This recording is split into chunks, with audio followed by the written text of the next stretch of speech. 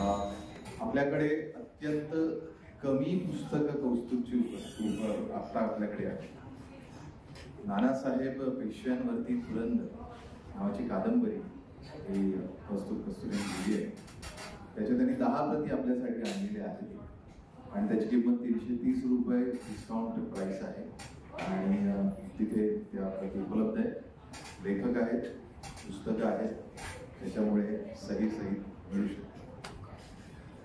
सुप्रभात इतिहास कट्टा, भारतीय इतिहास संकलन समिती कोकण प्रांत बोरिवली भाग आणि बोरिवली सांस्कृतिक केंद्राच्या वतीने आयोजित इतिहास कट्ट्याच्या आजच्या या कार्यक्रमामध्ये गोष्ट तिची याच्यातलं दुसरं पर्व मराठा कालखंड आणि त्यातली दुसरी गोष्ट गोपिकाबाईची. आणि या आजच्या या गप्पांसाठी आपल्यामध्ये तरुण पिढीतले आघाडीचे असे इतिहास अभ्यासक मराठा कालखंडाचे कौस्तुभ कस्तुरेत आणि आपण जोरदार टाळ्यांचा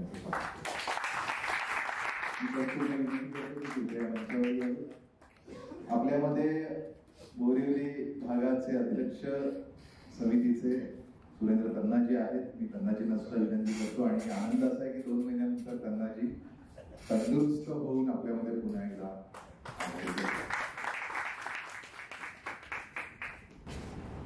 कृपया सायलेंटवर ठेवा. मित्रांनो, पुढच्या इतिहास कट्ट्याच्या वेळेला मराठी कालखंडातलं तिसरं पुष्प गुंतलं जाईल आणि आपल्याला 2 वर्ष पूर्ण होणार आहे, म्हणजे 24वा कालखंड. मला कल्पना नाही इतिहास कट्टा किती वर्ष चालेल. तो खूप वर्ष चालावा, कारण तो बोरिवली, कांदिवली, दहिसर अशा सगळ्या पश्चिम उपनगरातल्या अशा लोकांच्या इतिहासाच्या आस्थेचा विषय असणार आहे आणि त्यामध्ये इतिहास अभ्यासकांना आम्ही जास्तीत जास्त इतिहास अभ्यासकांना कट्ट्यावर आणण्याचा प्रयत्न करतो आहोत.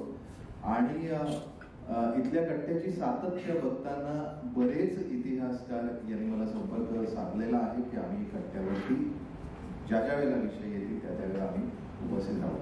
आणि हे खरं तर यश आहे तुम्हा सर्वांचं, कारण सातत्याने दर महिन्याला न चुकता इतिहासावरती गप्पा मारण्यासाठी एकत्र येणं समाजाच्या एका ज्याला असं आपण म्हणूया की चांगल्या अशा भावभावनांचं, बुद्धिमत्तेचं आणि त्यांच्या मनामध्ये असलेल्या इतिहासाबद्दलच्या प्रेमाचं प्रतीक आहे. आणि ती इतिहासाची जी आपल्याच इतिहासामधून आपल्याला न माहीत असलेल्या किंबहुना माहीत असलेल्या पण न आकळलेल्या अशा काही गोष्टी ज्या इतिहास अभ्यासकांच्या कागदपत्रांच्या अभ्यासातून नजरेसमोर येतात आणि त्याच्या वरती जे इतिहासकार आपल्याला सगळं समजावून सांगतात त्याच्यासाठी हा प्रपंच मांडलेला आहे. बोरिवली सांस्कृतिक केंद्राने आपल्याला वनविहार उद्यान पूर्णतः आपल्याला दर महिन्याला देतात आणि पावसाळ्यात बोरिवली सांस्कृतिक केंद्राची जी लायब्ररी, ज्ञानविहार लायब्ररी सुद्धा आपल्याला मिळते. पावसाने जर कृपा केली तर पुढच्या महिन्यात आपण पुन्हा वनविहार उद्यानामध्ये नक्की जाऊ. हे वर्ष अहिल्यादेवींच्या त्रिशताब्दी वर्ष, त्यामुळे सुद्धा बोरिवली सांस्कृतिक केंद्र आणि इतिहास संकलन समिती काही अजून मोठे कार्यक्रम हे हिवाळ्यात घेतले जातील आमच्याकडून. या आजच्या विषयाला हात घालताना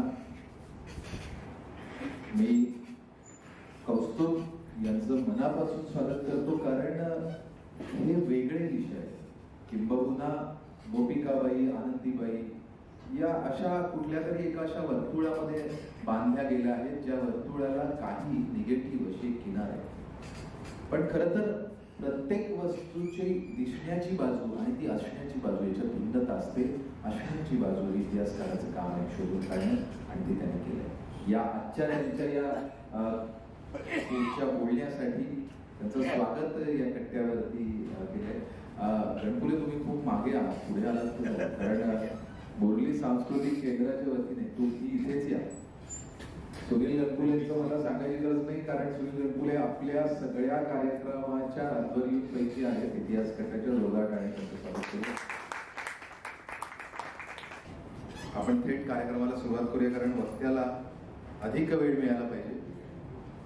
नाहीतर मग बऱ्याच वेळेला वक्ता रंगत जातो आणि मग आपल्याला म्हणजे माझ्याच बाबतीत गेल्या वेळेला आपण खूप वेळ थांबला त्या अनुभवावरनं. कौस्तुभ कस्तुरे, मला असं वाटतं हे नाव आत्ताच्या सगळ्या इतिहास अभ्यासकांना माहिती आहे.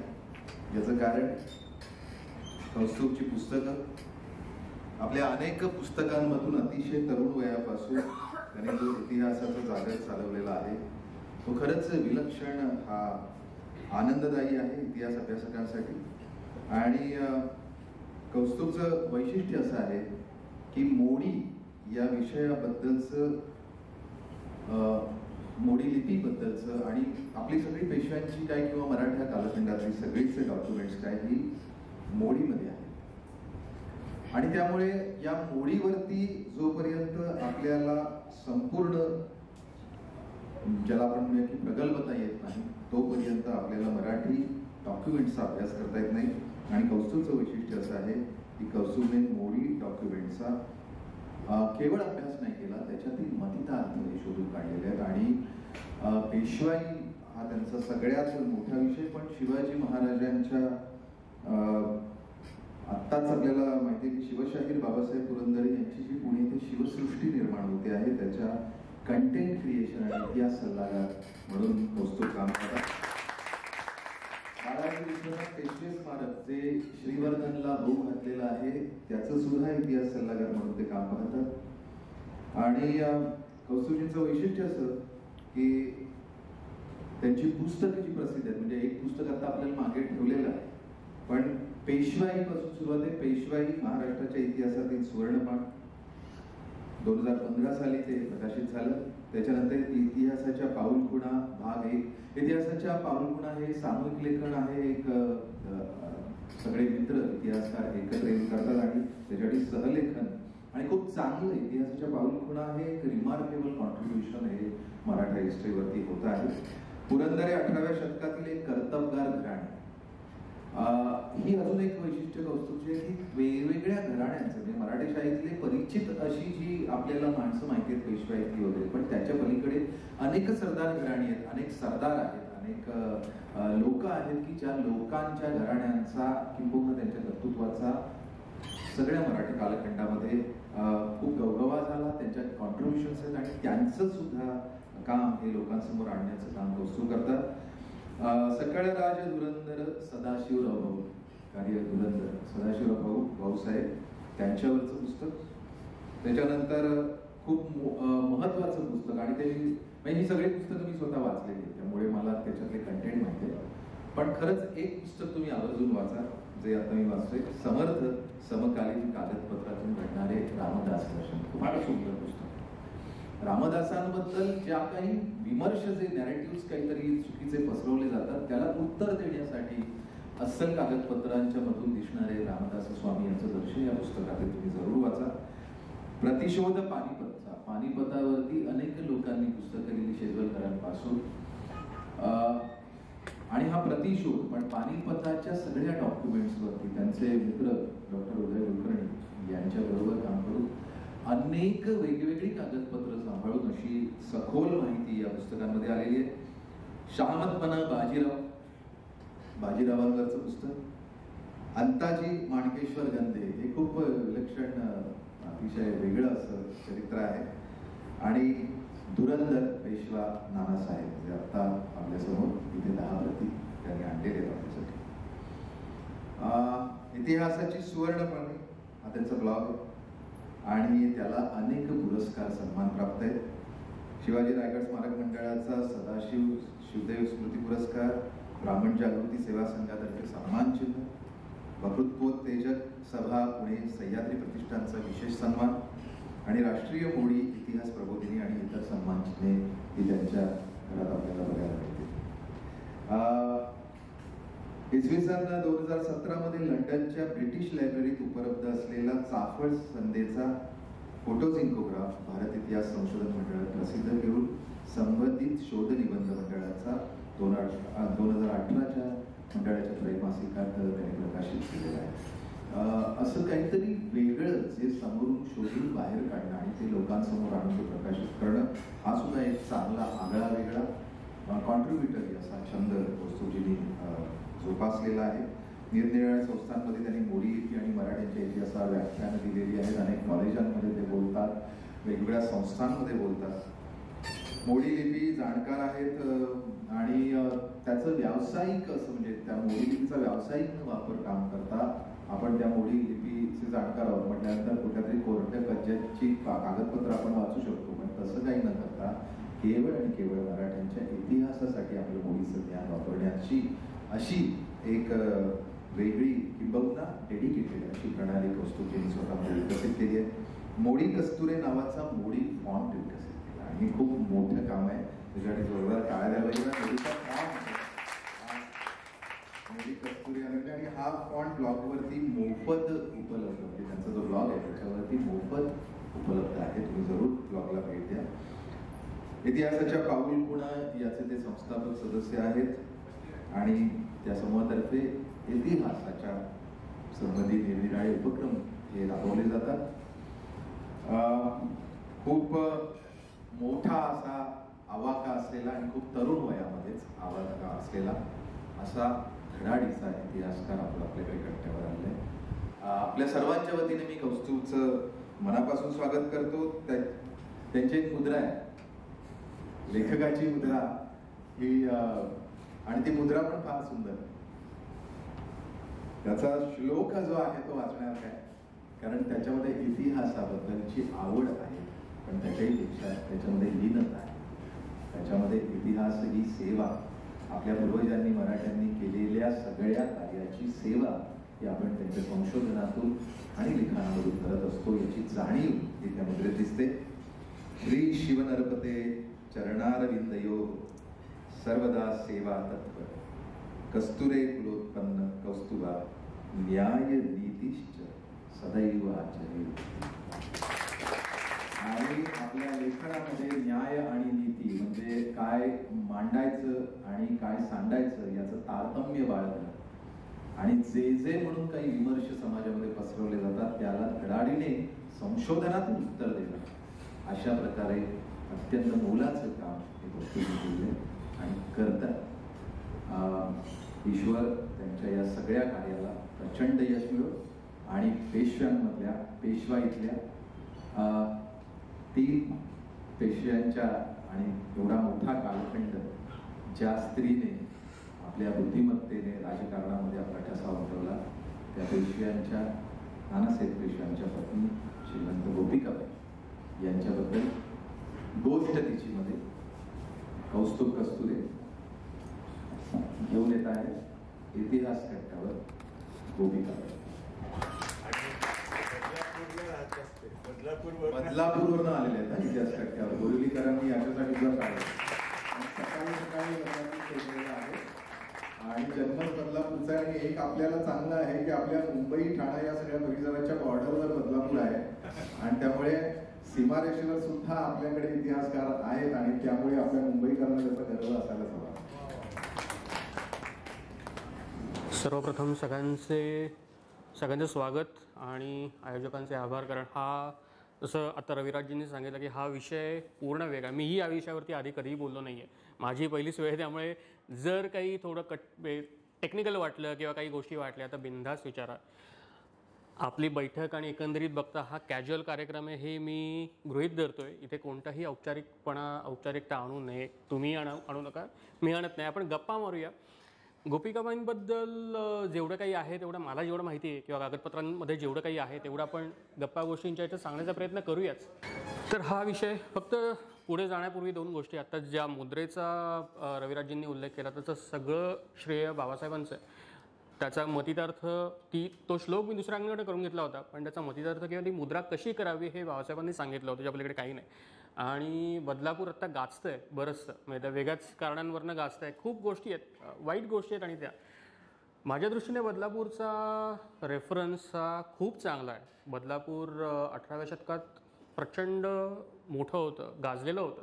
त्यावेळेला चांगल्या अर्थाने गाजलेलं होतं. अशा करता साष्टीचं जे बेट म्हणतात, जिथे आत्ता आपण आहोत, हाही साष्टीचाच एक भाग होता पूर्वीचा. साष्टी ही साधारणतः अंधेरी किंवा तुमचा मरोळ चकालाच्या वरचा सगळा भाग होता, तिथपासून ते वसई घोडबंदरपर्यंतचा भाग आणि पूर्वेकडे तुमचं कळव्याची जी खाडी येते तिथपर्यंतचा भाग, हे सगळं साष्टीचं बेट हे मराठ्यांनी ज्यावेळेला जिंकून घेतलं, चिमाजीअप्पांनी ज्यावेळेला जिंकून घेतलं, पहिला उल्लेख मला मिळतो तो चिमाजीअप्पा बदलापुरात थांबले होते. हे डिस्टन्स खूप आहे, म्हणजे तुम्हाला थोडं ऐकायला विचित्र वाटेल की आता मी बोरिवलीत बसलोय आणि मला फोर्टमधली एखादी गोष्ट आता ऐकू येते. ही गोष्ट जेवढी अविश्वासार्ह आहे तेवढीच ती माझ्याकरता होती, पण हे डॉक्युमेंटेड, यात काही चूक नाही आहे किंवा यात काही खोटं नाही आहे. चिमाजीअप्पा बदलापुरात थांबला होता, डॉक्युमेंटेड आहे. अगेन माझ्या मनाचं काही नाही. साष्टीचा पहिला जो हल्ला झाला साष्टीवरती, त्यावेळेला ठाण्याचा जो कळव्याचा पाणबुरुज होता, मार्टेनो टॉवर टिपिकल जे आपल्याकडे असतात की पाण्यात किंवा कुठेही जमिनीवरती एकच वॉच टॉवर असतो किंवा एक बुरुज असतो, त्याला मार्टेनो टॉवर म्हणण्याची एक पद्धत आहे. किंवा आपल्याकडे मराठ्यांच्या काळातला पाणबुरुज म्हटलं, तो जिंकला आणि ठाण्याचं जे आत्ताचं जेल आहे किंवा ठाण्याचा जो पोलीस कवायतमध्ये शेजारचं जे सगळं स्ट्रक्चर आहे, अजूनही तो बुरुजवर दिसतो तुम्हाला, तो मराठ्यांच्या फौजांनी पहाटे जिंकला. चिमाजीअप्पा बदलापुरात थांबलाय, ठाण्यातनं तोफा मारल्या आणि चिमाजीअप्पाने बदलापुरात ऐकल्या. आता ही परिस्थिती आत्ताच्या दृष्टीने, मी रोज बदलापूर ते भायखळा प्रवास करतो, मला ते 2 डोंगर पार करून जायचं असतं, तर तोफांचे आवाज पूर्वी कसे गेले असतील मला माहीत नाही, पण हे डॉक्युमेंटेड आहे. बदलापुरात पहिल्या इंग्रज मराठा युद्धात बदलापुरात एक मोठं युद्ध झालं आणि मुंबईचा तत्कालीन मुंबईचं जे काही गव्हर्नमेंट होतं, सरकार होतं, तर त्यांचा कॅप्टन गॉडार्ड नावाचा एक ब्रिटिश ऑफिसर होता. तो बोरघाट चढून वरती जाताना तो पहिले पनवेलला उतरला, तो फोर्टवरनं निघाला, तो पूर्ण ठाण्याची खाडी क्रॉस करून म्हणजे एलिफंटाच्या बाजूने जाऊन तो पनवेलला उतरला. पनवेलवरनं तो बेलापूर वगैरे करत बदलापूरला आला आणि बदलापूरवरून तो वर गेला. पण बदलापुरात 2 मोठ्या लढाया झाल्या. तर असं बरंचसं आहे. म्हणजे बदलापूर हा आजचा विषय नसल्यामुळे मी जास्त जात नाही त्याच्यामध्ये, पण बदलापूर इतिहासात खूप चांगलं आहे. इतिहासात बदलापूरचा संबंध काही वाईट नाही आहे. आजचा गोपिकाबाई हा विषय, बऱ्याच लोकांना गोपिकाबाई म्हटल्यावरती कोणी पानिपत सिनेमा बघितला असेल किंवा टी व्हीवरती सिरियल, मला आत्ताच काय ती जुनी सिरियल पुन्हा टेलिकास्ट होती आहे, एक अतिशय खुनशी बाई. त्या बाईने कधीही स्वतःच्या नवऱ्याच्या सुखाच्या पलीकडे काही बघितलं नाही. स्वतःची मुलं ही अत्यंत चांगल्या पद्धतीने वाढावीत असं प्रत्येक आईला वाटतं, पण त्या मुलांच्या यशाच्या पुढे जाऊन दुसरं कोणी त्यांना येऊन मात देईल असं कुणीही चिंतणार नाही. ते त्या बाईने चिंतलं वगैरे, असं गोपिकाबाईंचं ओव्हरऑल चित्र आपल्याकडे आहे. पुढे जाऊ शकतो. गोपिकाबाईंचं इतिहासकार आणि बखरकारांनी रंगवलेलं हे चित्र अजूनही जनमानसावरती तसंच आहे. 2 उदाहरणं दिलीत मी फक्त. उदाहरणं अनेक आहेत आपल्याकडे, अनेक बखरी आहेत, अनेक हकीकती आहेत, कैफियती आहेत, वाके आहेत, पोवाडे आहेत. पोवाड्यांमधनं बरंचसं काही आपल्याला मिळून जातं. पहिला उल्लेख आहे तो पेशव्यांची बखर नावाचं एक डॉक्युमेंट आपल्याकडे आहे, जे पेशवाईच्या शेवटच्या म्हणजे 1818 नंतर हे डॉक्युमेंट लिहिलं गेलं. त्यातला उल्लेख जर तुम्ही वाचलात, आता ही गोष्ट आहे, ही पहिल्या पॅरेग्राफचा कालखंड आहे साधारणतः 1750च्या थोडंसं आधीचा, 1745 ते 50च्या आसपासचा. शाहू महाराजांनी नानासाहेबांना विचारलं की सदोबा म्हणजे सदाशिवराव भाऊ जो पानिपतात मारला गेला, त्याला तुला पुण्याला न्यायचं आहे का नाही, का तुला त्याच्या मायाच दरबारात ठेवून द्यायचं आहे. त्याच्यावरती नानासाहेबांनी सांगितलं की मी त्याला घेऊन जातो. त्या स्वारीस भाऊसाहेब यास पुण्यास घेऊन आले साताऱ्यातून. त्यावेळेस गोपिकाबाई साहेब यांची मर्जी रुष्ट झाली. कारण असे भाऊबंद जवळ आणून पोरास ठिकाण नाही असे करते. म्हणजे सदाशिवराव भाऊ पुण्याला आला तर तो स्वतःचं राज्य किंवा स्वतःचा जो काही डॉमिनन्स आहे तो सगळा प्रस्थापित करेल. गोपिकाबाईंचे तत्कालीन हयात असलेली मुलं, एकच मुलगा होता विश्वासराव, तो मुलगा पुढे जाऊन पेशवा होणार होता, कदाचित त्याला बाजूला करून हा भाऊ स्वतः पेशवा होईल, म्हणून गोपिकाबाईंनी नानासाहेबांचे कान भरले. हे पहिल्या पॅरेग्राफमध्ये तुम्ही वाचू शकता. तो मजकूर नानासाहेबांनी मनात ठेवला, नानासाहेब काही बोलले नाहीत. हे पेशव्यांच्या बखरीतलं एक उदाहरण. दुसरं उदाहरण आपल्याकडे भाऊसाहेबांच्या बखरीचं. भाऊसाहेबांची बखर नावाचं एक डॉक्युमेंट आपल्याकडे, त्या डॉक्युमेंटचं एक थोडक्यात सांगतो, टेक्निकल बाबीत मी जात नाही जास्त. आत्ता जे मगाशी पुस्तकांच्या बाबतीत चालू होतं, किंवा तुंबाड कोणी बघितलं असेल इथे, तुंबाडमधला तो वाडा आहे टिपिकल, तो सासवडचा सरदार पुरंदरांचा वाडा आहे. त्या सरदार पुरंदरांच्या पैकी नाना पुरंदरे नावाचा एक गृहस्थ होता, जो या नानासाहेब पेशव्याचा मानसपुत्र असल्यासारखा होता. या नाना पुरंदरांनी पानिपतच्या युद्धाच्या नंतर भाऊसाहेबांची कैफियत नावाचं एक डॉक्युमेंट केलं आणि त्या कैफियतीचंच एक्सटेंडेड व्हर्जन म्हणजे ही शेवटचं जे मी दुसरा पॅरेग्राफ दिला ती बखर आहे. खूप मीठ मसाला आहे त्याच्यात, खूप चविष्ट गोष्टी आहेत, ऐकायला खूप मजा वाटते, पण त्यातल्या 70-75% गोष्टी चुकीच्या आहेत, त्याला काही अर्थ नाही. त्याच्यात त्यांनी काय लिहिलं आहे, म्हणजे नाना पुरंदरेने हे लिहिलेलं नाही आहे. नाना पुरंदरेचं ओरिजिनल डॉक्युमेंट खूप चांगलं आहे, ते अतिशय छोटं आहे, पण त्या 100 पानांचं किंवा 10 पानाच्या डॉक्युमेंटला 100 पानाचा करणं म्हणजे महाभारताचं झालं की मूळ जे आहे तुमचा 24,000 श्लोकाचा होता, तुम्हाला महाभारत 96,000 श्लोकांचं मिळतात. सेम गोष्ट इथे दिसते. त्या बखरकरांनी काय दिलं, त्याचं नाव वगैरे आपल्याला काही माहित नाही, पण त्या बखरकरांनी काय दिलंय की गोपिकाबाई स्फूर्ते कळून दिलं. ही पानिपतच्या वेळची गोष्ट आहे बाय द वे. गोपिकाबाई स्फूर्ते कळून दिलं की भाऊ दिल्लीस निश्चय जातात. भाऊने तोंडावर सांगितलं की दिल्लीला मीच जाईन, रघुनाथराव किंवा इतर कोणी लोक आहेत त्यांना मी दिल्लीला पाठवणार नाही. त्याची कारणं काय ती आपण नंतर बघूया, पण या पॅरेग्राफ पुरतं सांगतो. मग गोपिकाबाई नानासाहेबांना त्यांनी सांगितलं की भाऊसाहेब राहत नाहीत, तो काय आता पुण्यात राहणार नाही, तो इथनं निघून जाणार. जावयाचा निश्चय केला. आता मिथ्या वाचा शिवण्यात काही अर्थ नाही. आता एकच मनसुब आहे की समागमे 22 घेऊन जाणार. 22 म्हणजे भाऊसाहेब त्याच्या बायकोला घेऊन पानिपतला जाणार, हे भाऊसाहेबांनी क्लिअर कट सांगितलंय. तेव्हा त्यांचे मागे इथे काय म्हणजे पार्वतीबाई आणि सदाशिवराव भाऊ यांना मुलगा कोणीही नाही आहे, त्यांचा मुलबाळ नाही आहे. तो बायकोला घेऊन गेल्यानंतर तो तिथेच राहील, तो दिल्लीच जाईल. तिकडेच राहिले तर यत्नच राहिला, म्हणजे आपल्याला पुढचं काही करताच येणार नाही. यास्तव समागमे पायगुंता विश्वासराव यासदवे, म्हणजे पानिपतच्या मोहिमेत भाऊने काहीतरी उलटंसुलटं करू नये किंवा भाऊने पेशव्याच्या विरुद्ध काही हालचाल करू नये म्हणून पायगुंता म्हणजे त्याच्या पायात पाय कोणतरी राहावा म्हणून त्या विश्वासरावाला पाठवा, असं गोपिकाबाई नानासाहेबांना सांगते. असा या थोडक्यात सगळ्याचा मतितार्थ आहे. अशी अनेक उदाहरणं बखरकरांची आपल्याकडे आहेत की गोपिकाबाई कुठेतरी हळूच रात्री महाराज जाते, आणि हे सिरियल सिनेमामध्ये आपण बघतो की नानासाहेबाच्या कानाला लागते की भाऊ तुला तुझ्या विरुद्ध काहीतरी काही हालचाली करणार आहे किंवा तुला राजकारणात मात देणार, तो स्वतः पेशवा होणार आहे. या गोष्टी त्याही वेळेला होत्या, नाही असं नाही. पण गोपिकाबाईंच्या वरती तो आळ देणं कदाचित आपलं पुढचं एखादं सत्र आनंदीबाईवरती होणार आहे. आणि आनंदीबाईचा कालखंड जो आहे तो पण बऱ्यापैकी असाच आहे. आनंदीबाई हे पात्र 50% जसं दिसतं तसं आहे, नाही असं नाही, म्हणजे ती ग्रे शेडेड आहे. पण तिच्यावरती खुनाचा आळ घालणं किंवा इतर गोष्टी करणं, या गोष्टी जितक्या बखरकरांनी रंगवून सांगितल्यात त्याच नेमक्या गोष्टी गोपिकाबाईंच्या बाबतीतही झाल्यात. पुढे जाऊ शकतो.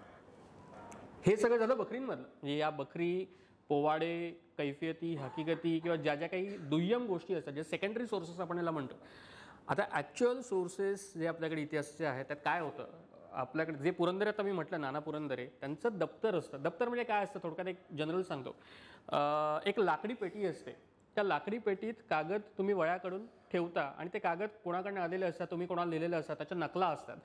त्या सगळ्यात साधारणतः आपल्याकडे आत्ताची परिस्थिती अशी आहे की मुंबईचा अर्काईव्ह असेल किंवा पुण्याचा अर्काईव्ह असेल किंवा महाराष्ट्रातला कुठचाही अर्काईव्ह असेल, साधारणतः एक पांढरं कापड किंवा एक मोठा चादरीसारखा एक भाग घेतला जातो. त्याच्यात 1,000 ते 1,200 1,500 फार तर ते कागद ठेवले जातात. त्याचं गाठोडं वळतात आणि ते गाठोडं ठेवतात. ही पूर्वीपासूनची आपल्याकडे पद्धत आहे. या एका गाठोड्याला रुमाल म्हणतात आणि असे अनेक रुमाल मिळून एक तुमचं दप्तर तयार होतं. दप्तर म्हणजे आपण जे शाळेत पाठीवर घेऊन जातो ना, त्या दप्तराचा अर्थ इथूनच सुरू झाला. तुमचं कामकाज करण्याचे कागद ठेवण्याचं ठिकाण म्हणजे दप्तर, शाळेतल्या पोरांचं वही सामान वगैरे ठेवण्याचं ठिकाण म्हणजे दप्तर, बाकी काही अर्थ नाही.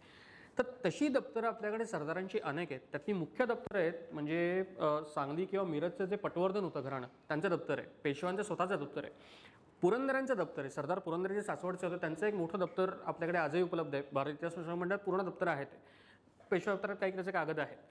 तर या सगळ्या दप्तरातनं जी काही कागदपत्रं मिळतात ज्यांचा गोपिकाबाईंशी प्रत्यक्ष संबंध आहे, गोपिकाबाईंनी स्वतः लिहिलेली पत्र पहिला प्रकार, गोपिकाबाईंना आलेली पत्र दुसरा प्रकार, गोपिकाबाईंच्या विषयी एका माणसाने दुसऱ्या माणसाला लिहिलेलं अशी पत्र हा एक तिसरा प्रकार. आणि ह्याच्या पलीकडे जाऊन इतरही काही गोष्टी असतात, चिठ्ठ्या असतात किंवा काही घरगुती वाद असतात, भांडणं असतात, त्याचे हकीकती कारनामे वगैरे येतात, ते सगळे येत जातात. पण या 3 गोष्टींमधनं मिळणारं गोपिकाबाईंचं चित्र हे टोटली वेगळं आहे. त्यात ती कुठेही खुणशी नाही.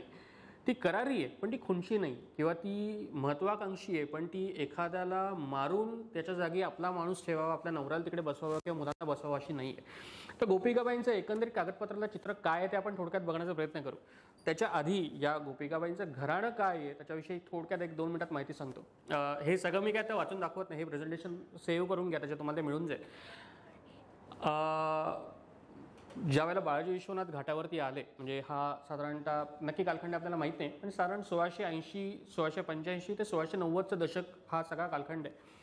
बाळाजी विश्वनाथ घाटावरती आल्यानंतर घाटावरची त्यावेळची जी माणसं होती, महत्त्वाची माणसं होती, शंकराजी नारायण सचिव होते, नंतर रामचंद्रपंत अमात्य होते, धनाजी जाधवराव नावाचा एक, आणि संताजी घोरपडे, हे 2 मराठ्यांचे सेनापती होते.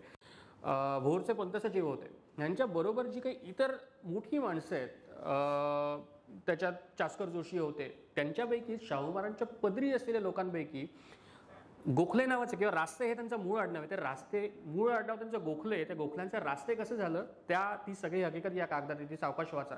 थोडक्यात एक त्याचा जिस्ट सांगतो काय. या रास्त्यांचं मूळ घराणं हे कोकणातलं वेळणेश्वरचं. वेळणेश्वरवरनं ते घाटावरती आले आणि विजापूरच्या आदिलशहाच्या पदरी त्यांच्यातला कोणतरी एक मूळ पुरुष, त्याची नावं वगैरे आहेत सगळीकडे, तो तिकडे नोकरी करायला लागला. ती जी रसदा असतात म्हणजे रिसिप्ट्स असतात ज्या, तो तुमचा महाराष्ट्रात जो तुमचा वसूल असतो तो द्यायचा हुकुमाने, आणि त्याच्या रिसिप्ट सरकार दरबारी व्यवस्थित सबमिट करायच्या, आणि त्या सबमिट करताना सुद्धा सरकारचा तुमच्यावरती विश्वास असायला लागतो. आजही मॅनिप्युलेशन होतं. 100 रुपये माझ्याकडे आल्यानंतर जो कोणी कारकून असतो, प्रत्येकजण करत नाही अर्थात आहे, पण तो कारकून त्यातले 10 रुपये स्वतःकडे ठेवून देतो आणि 90 रुपये पुढे ढकलतो. त्यावेळेला विजापूरच्या आदिलशहाचा त्यांच्यावरती विश्वास एवढा बसला की त्यांनी त्या माणसाला तो हुद्दा कायमचा दिला, या गोखल्यांच्या मूळ पुरुषाला, जो कोणी घाटावरती आला होता त्याला, आणि त्याला रसदे असा किताब दिला. साधारणतः 7व्या-8व्या ओळी तुम्हाला ते दिसून येईल. त्या रसदेच्या पुढे शाहू महाराजांच्या काळात रसदे हीच पोझिशन किंवा ती रसद भरणं किंवा ते जमा करण्याचे जे काही डॉक्युमेंटेशन असतं ते प्रॉपर ठेवणं हेच हा माणूस करत होता किंवा यांचे पुढचा वंश करत होता. पण ते काम अतिशय उत्तम आहे, ते रास्त काम आहे, म्हणून शाहू महाराजांनी त्यांना रास्ते हा अजून एक किताब बहाल केला आणि पुढे गोखल्यांचे रास्ते झाले. डावीकडे आहे ती एक वेगळी कैफियत आहे, त्याचंच मोडीपान तुम्हाला उजवीकडे बघायला मिळेल. पण या घराण्यात पुढे अर्थात हे घराणं वाढत गेलं. शाहू महाराजांचा विश्वास त्यांच्यावरती प्रचंड बसला आणि साताऱ्याच्या जवळ वाईला या घराण्याला शाहू महाराजांनी जमिनी दिल्या, इनामं दिली. वाईला हे घराणं स्थिरावलं आणि वाईला कृष्णेच्या काठावरती या लोकांनी पुढे वाडेवरे बांधायला सुरुवात केली. तर मूळचे गोखले रास्ते त्यांच्या घराण्यात हा भिकाजी नाईक रास्ते नावाचा एक माणूस होता. त्याच्या पोटी त्याला 4 मुलं झाली बेसिकली. त्यातली एक मुलगी होती, 3 मुलं होती. त्यातली एक मुलगी म्हणजेच ही गोपिकाबाई, ज्याला पुढे नानासाहेब पेशव्यांशी तिचा विवाह लावून देण्यात आला. त्याच्या आपल्याकडे हकीकती खूप आहेत, गोष्टी आहेत. बाजीराव पेशवे सातारला गेले होते. सातारला अर्थात टिपिकल राजवाड्यात जायच्यामध्ये कामं असायचीच. त्यावेळेला हा भिकाजी नाईक तिकडे होता आणि शाहू महाराजांच्या डोक्यात अचानक काहीतरी आलं की बाजीरावाचा मुलगाही लहान आणि भिकाजी पंताची मुलगी पण लहान आहे. दोघंही आवडीचे आहेत, कारण नानासाहेबावरती शाहू महाराजांचा जीव एवढा प्रचंड होता की स्वतःला मुलबाळ नाही, नंतर त्यांनी दत्तक घेतला होता वगैरे, त्या गोष्टी झाल्या. पण बाजीरावाचा मुलगा हा जणू काही आपलाच मुलगा आहे अशा पद्धतीने शाहू महाराजांनी कायम त्यांचा सांभाळ केला होता. शेवटपर्यंत त्यांचे लाड कोडकौतुक केलं होतं. तर आपल्या जणू काही मानसपुत्राचं लग्न करून द्यावं आणि ते चांगल्या मुलीशी करून द्यावं म्हणून त्या दोघांची सोयरीक शाहू महाराजांनी घडवून आणली. ते लग्न कुठे झालं ह्याच्या बाबतीत आपल्याला खूप संदिग्धता आहे. म्हणजे काही लोकांच्या मध्ये किंवा याच कागदात जर तुम्ही बघितलं तर डावीकडचा कागद ते सांगतो की शेवट बघितलं जर तुम्ही तर पुण्याला त्यांचं लग्न लावल्याचं तिकडे आहे आणि उजवीकडच्या कागदात वाईचा उल्लेख मिळतो आपल्याला. तर वाईला किंवा पुण्याला कुठेतरी लग्न झालं, पण ते लग्न झालं हे महत्त्वाचं आहे. तर बाजीराव पेशव्यांच्या मुलाशी या भिकाजी नाईकांच्या मुलीचं लग्न झालं आणि ही लहानगी गोपिका पेशव्यांच्या घरात त्या नानासाहेबाची बायको म्हणून आली. ह्या त्यावेळेला गोपिकाबाईचा जन्म आपल्याला माहीत नाही कधीच आहे, पण त्यावेळेच्या मुलींची वय बघता साधारणतः 6व्या-7व्या वर्षी किंवा 5व्या-6व्या वर्षी मुलींची लग्न व्हायची आणि 9व्या-10व्या वर्षी मुलगा जो कोणी असेल त्याचं 9 ते 10 वर्षाचा वयस व्हायचं. यांचं लग्न झालं. यांचं लग्न झालं साधारणतः 11 जानेवारी 1730. बाजीरावांच्या नानासाहेबांचा जन्म आहे 1721 सालचा. 9 वर्षाचे नानासाहेब, साधारणतः 5 ते 6 वर्षाची गोपिकाबाई त्यावेळेला होती असं पण धरून चालतोय आणि त्यावरनं त्यांचा अंदाज म्हणून 1725च्या आसपास गोपिकाबाईंचा कधीतरी जन्म झाला एवढंच आपण सांगू शकतो. आता मुद्दा हा येतो की पहिली 5 वर्ष किंवा 4 वर्ष गोपिकाबाई या वाईलाच राहत होत्या, कारण मुलीला पदर येणं ही जी काही पूर्वीची कन्सेप्ट असायची तोपर्यंत मुलगी माहेरीच राहणार. गंमत अशी झाली की 1740 साली बाजीराव पेशव्यांचा मृत्यू झाला. गोपिकाबाईंचं वय त्यावेळेला एक 15 वर्ष वगैरे आहे आपण धरून चालू. त्याच्या आधी म्हणजे 1730ला लग्न झाल्यानंतर पुढची 3-4 वर्ष गोपिकाबाई माहेरीच आहेत, त्या वाईलाच आहेत. 1734-35ला कदाचित त्या पुण्याला आल्या आणि पुढची 5 वर्ष त्यांना त्यांच्या सासऱ्याचा सहवास लाभला. पुढचं त्यांचं आयुष्य साधारणतः 1740-41 पर्यंत पेशवाई नानासाहेबाला मिळेपर्यंत हे राधाबाई म्हणजे बाजीरावांची आई म्हणजे नानासाहेबांची आजी सून गोपिकाबाईची आणि काशीबाईंचं चरित्र आपल्याला बहुतांशी लोकांनी सिरियल, सिनेमे किंवा इतर ठिकाणी बघितलं असेल. अतिशय शांतबाई, अतिशय सोज्वळ, कुठच्याही पद्धतीने कुठचाही करारीपणा किंवा जो काही लागतो तो त्या बाईमध्ये नव्हता. वेरस पेशव्यांच्या घरात 2 बायका अशा आहेत की ज्यांचा करारीपणा, ज्यांचं राजकारण, त्यांना युद्धकलेची जाण आहे, युद्ध कसं करावं ह्याची जाण आहे. त्या स्वतः युद्धावरती गेलेल्या नाही आहेत कधी, पण त्यांनी युद्ध बघितली आहेत आणि ती युद्ध कशी करावीत किंवा त्या युद्धात तू एखादी गोष्ट कशी कर हे आपल्या मुलाला किंवा नातवाला सांगू शकण्या इतपत त्यांना ज्ञान आहे. अशा 2च बायका आहेत. एक बाई आहे ती म्हणजे या गोपिकाबाईची आजेसासू किंवा बाजीरावांची आई, बाळाजी यशवंतांची बायको, तिचं नाव राधाबाई, आणि दुसरी म्हणजे स्वतः गोपिकाबाई. त्यांच्या व्यतिरिक्त या घरात आनंदीबाई एकमेव धरली तरी आनंदीबाईला इतकं ज्ञान राजकारणाचं कुठेही आपल्याला दिसून येत नाही. आनंदीबाई होतं म्हणजे ते कर्तृत्व होतं पण तेवढं नव्हतं. तर पहिली 5-6 वर्ष गोपिकाबाईंची अशी गेली. आजेसासू राधाबाई आणि काशीबाईंच्याकडनं घरातलं नित्य नैमित्तिक जे काही वातावरण असायचं, देवपूजा असायची किंवा इतर गोष्टी असायच्या, या सगळ्या होत गेल्या. 1740 साली बाजीराव पेशव्यांचा मृत्यू झाला. बाजीरावांचं वय 40च्या आसपासच आहे.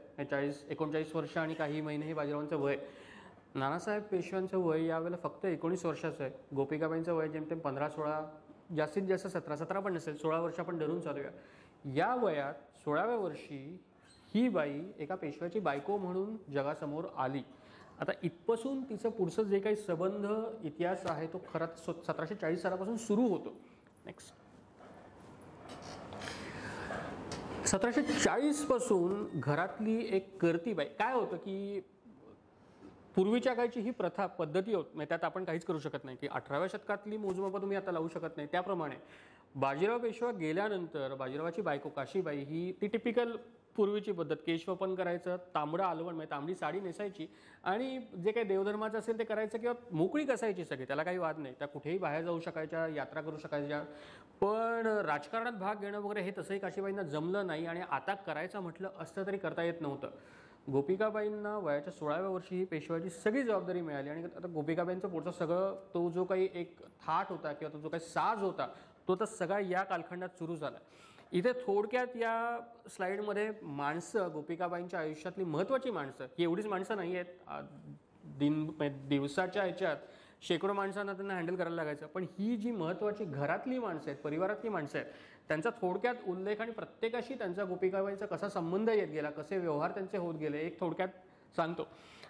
मी जास्त वेळ काढणार नाही आहे, अजून मी हार्डली अर्धा तास बोलीन. त्याच्यानंतर आपण गप्पा मारूया, प्रश्नोत्तरांचा कार्यक्रम किंवा गप्पा डप्पा आपण मारूया आणि खूप कॅज्युअली ठेवूया. सो नानासाहेब पेशवा अर्थात पती, त्यानंतर गोपिकाबाईंचे एकूण हयात असलेले हे 3 दीर आहेत. बाजीरावांची अजूनही मुलं होती पण ती बाजीरावांची नंतर मुलं एकतर लहानपणी तरी गेली किंवा नंतरच्या काळात तरी गेली. इथे एका माणसाचं नाव चुकून माझ्याकडून राहून गेलं. जनार्दन नावाचा बाजीरावाचा एक मुलगा होता. तर राघोबाच्या खाली जनार्दनाचं नाव तिकडे तुम्ही गृहीत धरून चाला, तो त्याचा विशेष काही आपल्याकडे उपलब्ध नाही, पण तो हयात होता 48 सालापर्यंत. तर शेवटपर्यंत गोपिकाबाईंचा संबंध सदाशिवराव भाऊ हा नानासाहेब पेशव्यांचा चुलत भाऊ, शमशेर बहादर हा मस्तानीचा मुलगा, हा पेशव्यांच्याच घरात वाढलेलं हे सगळं कुटुंब, त्याचा इतिहास किंवा ते जे काय आहे ते थोडक्यात नंतर सांगतो मी. आणि राघोबा दादाशी गोपिकाबाईंचा संबंध दोघांच्याही आयुष्याच्या अतिशय उत्तरार्धापर्यंत येत गेला. म्हणजे राघोबा दादाचा मृत्यू 1783 सालचा आहे आणि गोपिकाबाईंचा 88 सालचा आहे. पण बाजीराव गेले, बाजीराव असेपर्यंत गोपिकाबाई ज्या वेळेला इथे आल्या त्याच वेळेला कदाचित या 1-2 वर्षात राघोबाचा जन्म आहे, त्यामुळे कदाचित गोपिकाबाईंनी राघोबाचा जन्म घरात बघितला. तिथपासून ही सुरुवात झाली आणि 1783 साली राघोबाचा मृत्यू होईपर्यंत अनेक गोष्टी या बाईने त्या माणसाच्या बद्दल ऐकल्या, बघितल्या, अनुभवल्या. चांगल्या होत्या, वाईट होत्या. त्यात वाईटच गोष्टी जास्त होत्या कारण ते कॅरेक्टरच खूप ग्रेइश आहे. म्हणजे पेशव्यांच्या घरात एखादा विलन निर्माण व्हावा त्या पद्धतीचं ते कॅरेक्टर आहे. ते कॅरेक्टर काय आहे तेही आपण नंतर बघूया. पण राघोबा आणि त्याची बायको आनंदीबाई, राघोबाची पहिलीची बायको होती जानकीबाई, ती लवकर ती पावली आणि ही आनंदीबाई त्याची दुसरी बायको. सदाशिवराव भाऊचं पण सेम, त्याची पहिली बायको उमाबाई नावाची होती, ती पण लवकर गेली. ही पार्वतीबाई त्याची दुसरी बायको जी पानिपतात गेली होती ती. शमशेर बहादरच्या परत 2 बायका होत्या. पहिली बायको लालकुंवर नावाची एक राजपूत बायको होती जी लवकर मृत्यू पावली, त्याचं दुसरं लग्न मेहरुनिसाशी झालं. आता यांच्या व्यतिरिक्त इथे जी मी 5 नावं दिलीत ही या 5 नावांपैकी 2 नावं जनरली लोकांना माहीत नसतात म्हणून ती पण नावं देऊन ठेवली. ते लहानपणीच नानासाहेबांची मुलं गेलेत. गोपिकाबाई आणि नानासाहेबांना एकूण 5 मुलं झालीत. पहिला सगळ्यात मोठा मुलगा विश्वासराव, दुसरा माधवरावाच्या नंतर नारायणरावाच्या मध्ये गोपिकाबाईंना 2 मुलं झाली. त्यातलं एक मुलगा यशवंत बल्लाळ आणि मोरेश्वर बल्लाळ. तो यशवंत होता, तो 3 वर्ष जगला आणि या मोरेश्वर जेमतेम 5 ते 6 महिन्यात त्याचा मृत्यू झाला. उरलेली 3 मुलं, ती 3 मुलं सुद्धा त्यांचे जर तुम्ही मृत्यू बघितले तर या बाईने, गोपिकाबाईने तिघांचेही मृत्यू स्वतःच्या आयुष्यात बघितले. ही लिस्ट फक्त लक्षात ठेवा आणि या लिस्टमध्ये प्रत्येकाच्या समोर मी मृत्यू मुद्दाम नमूद केला आहे अशा करता की या सगळ्या माणसांपैकी फक्त नातू सवाई माधवराव आणि आनंदीबाई या 2 व्यक्ती सोडल्या तर सगळ्या माणसांचे मृत्यू गोपिकाबाईने स्वतःच्या आयुष्यात बघितलेत, ते अनुभवलेत. कदाचित ती त्यांच्या जवळ होती किंवा कदाचित ऐकलं होतं, पण स्वतःचा नवरा, स्वतःचे 3 दीर, 3 पैकी 2 आपण धरून चालू, 3 खरं तर 3च आहेत, कारण जनार्दन याच्यात नाही येतो, जनार्दन पण लवकर गेला होता. 5 मुलं, त्या 5 मुलांपैकी एक मुलगी स्वतः सती जाते किंवा इतर काही गोष्टी असतात त्या. सवाई माधवरावच्या काळात या ज्या काही गोष्टी होत्या त्या गोपिकाबाईने सगळ्या हँडल केल्या आणि सवाई माधवरावचं आयुष्य नंतर पुढे वाढलं. पण स्वतःची सवत सुद्धा, म्हणजे 10 वर्षाची मुलगी एखादी सती जाते आणि गोपिकाबाईनं तिला सतीचे वस्त्र किंवा जे काही आहे ते द्यावं लागतं, हे सगळं या बाईने सांभाळलंय, हे सगळं या बाईने आघात सोसलेत. एक एक करून मी या स्लाईडमध्ये शिरतो की काय नेमकं प्रकरणं होती किंवा कोणाचा काय कसा संबंध होता, गोपिकाबाईंनी नेमकं कोणासोबत कसा व्यवहार केला, आचरण केलं. नानासाहेबांविषयी पण बऱ्याच दंतकथा आहेत किंवा बऱ्याच आख्यायिका आहेत किंवा मीठ मसाला लावून सांगितलं जातं की नानासाहेब पेशवा हा अतिशय ऐषारामी व्यक्तिमत्व होतं किंवा त्या माणसाने कधी युद्ध केलं नाही, त्या माणसाने कधीच राजकारण चांगल्या पद्धतीने केली नाही किंवा इतरही अशा अनेक गोष्टी आहेत ज्या संपूर्णतः चुकीच्या आहेत. नानासाहेब पेशव्यांचा एकूण एक प्रत्येक दिवसाचा त्यांचा मुक्काम आणि त्यांचं काम हे आपल्याकडे नमूद आहे. त्यावेळेला ना रोजनिशी नावाचा एक प्रकार आपल्याकडे आता पब्लिश केला होता, पण रोजकीर्द नावाचे कागद आपल्याला पेशवे दप्तरात मिळतात.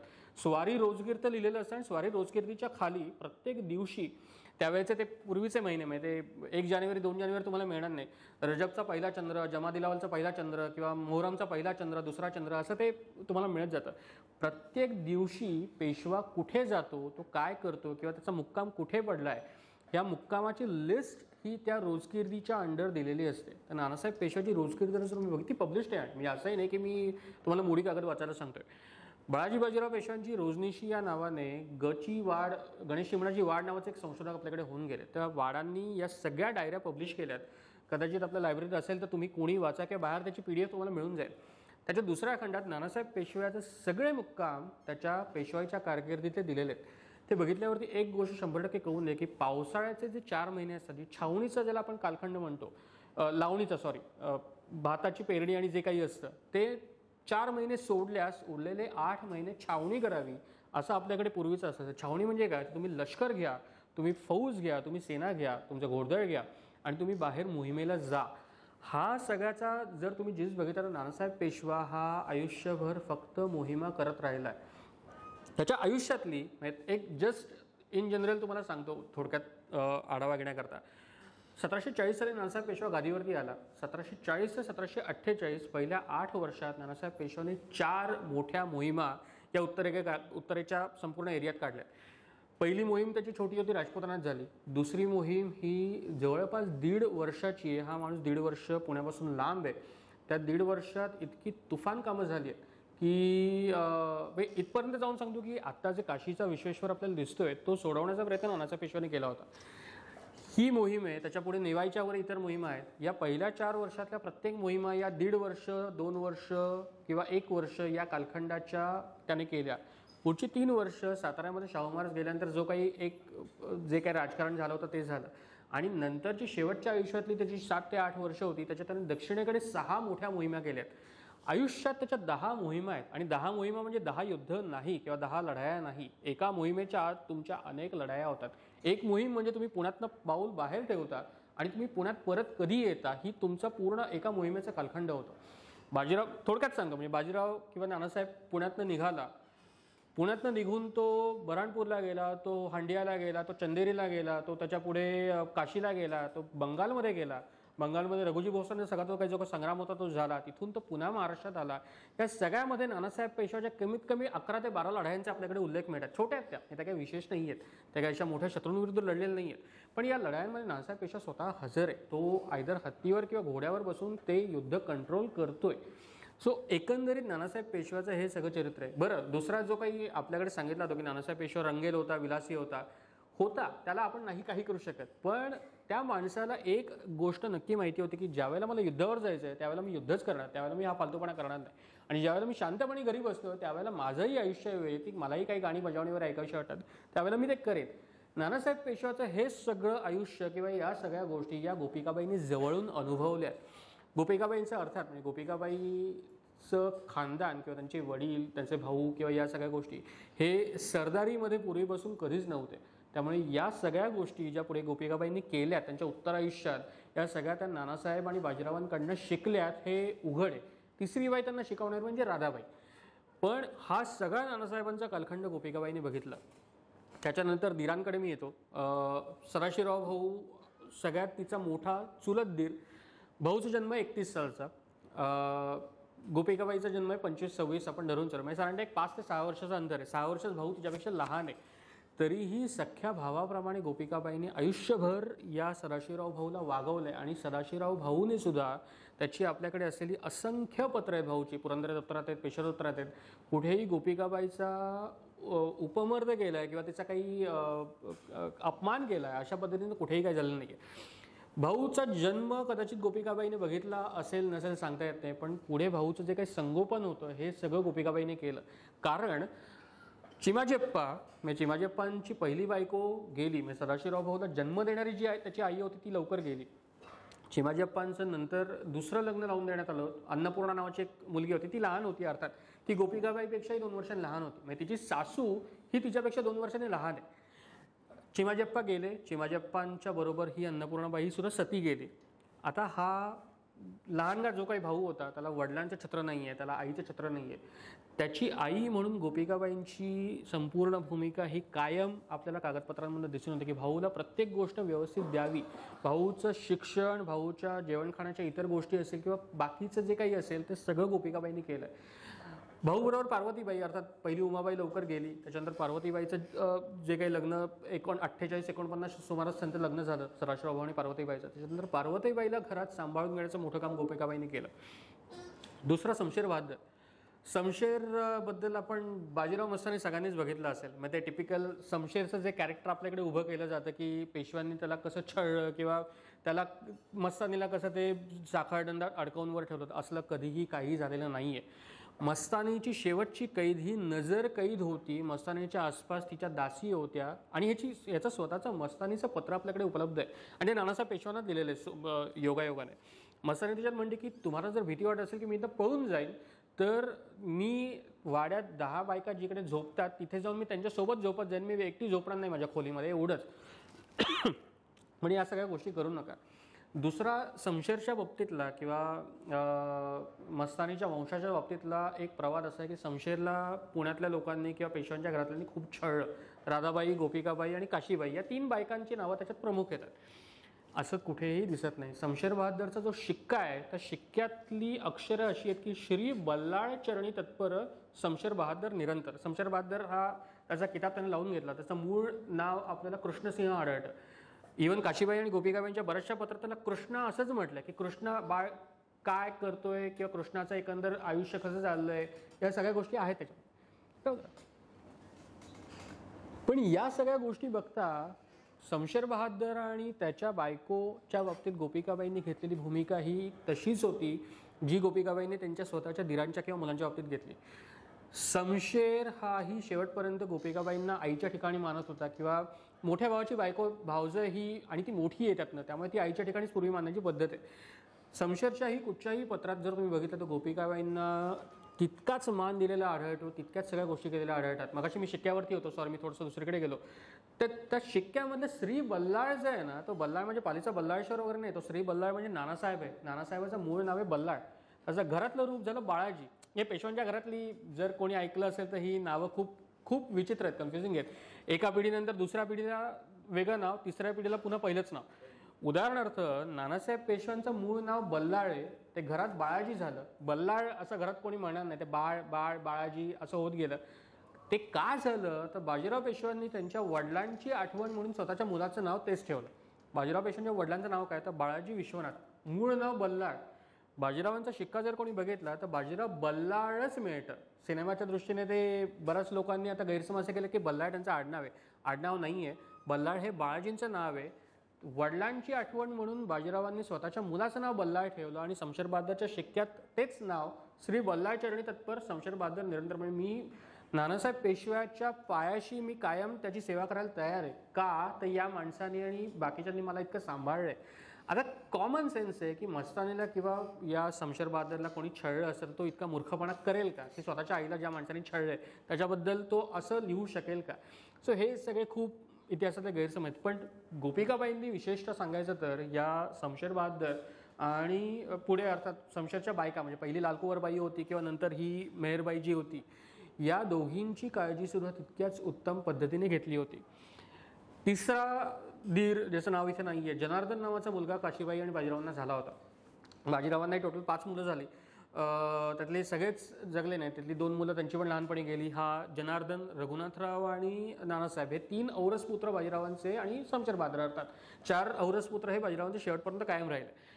रघुनाथरावाचा जन्म आहे 1734 सालचा आणि शमशेरचाही जन्म आहे 1734 सालचा. या दोघांचेही जन्म कदाचित गोपिकाबाईंनी स्वतःच्या डोळ्याने बघितलेत आणि त्यांना बाळ असल्यापासून मोठं होईपर्यंत गोपिकाबाईंनी सांभाळले, वाढवलंय.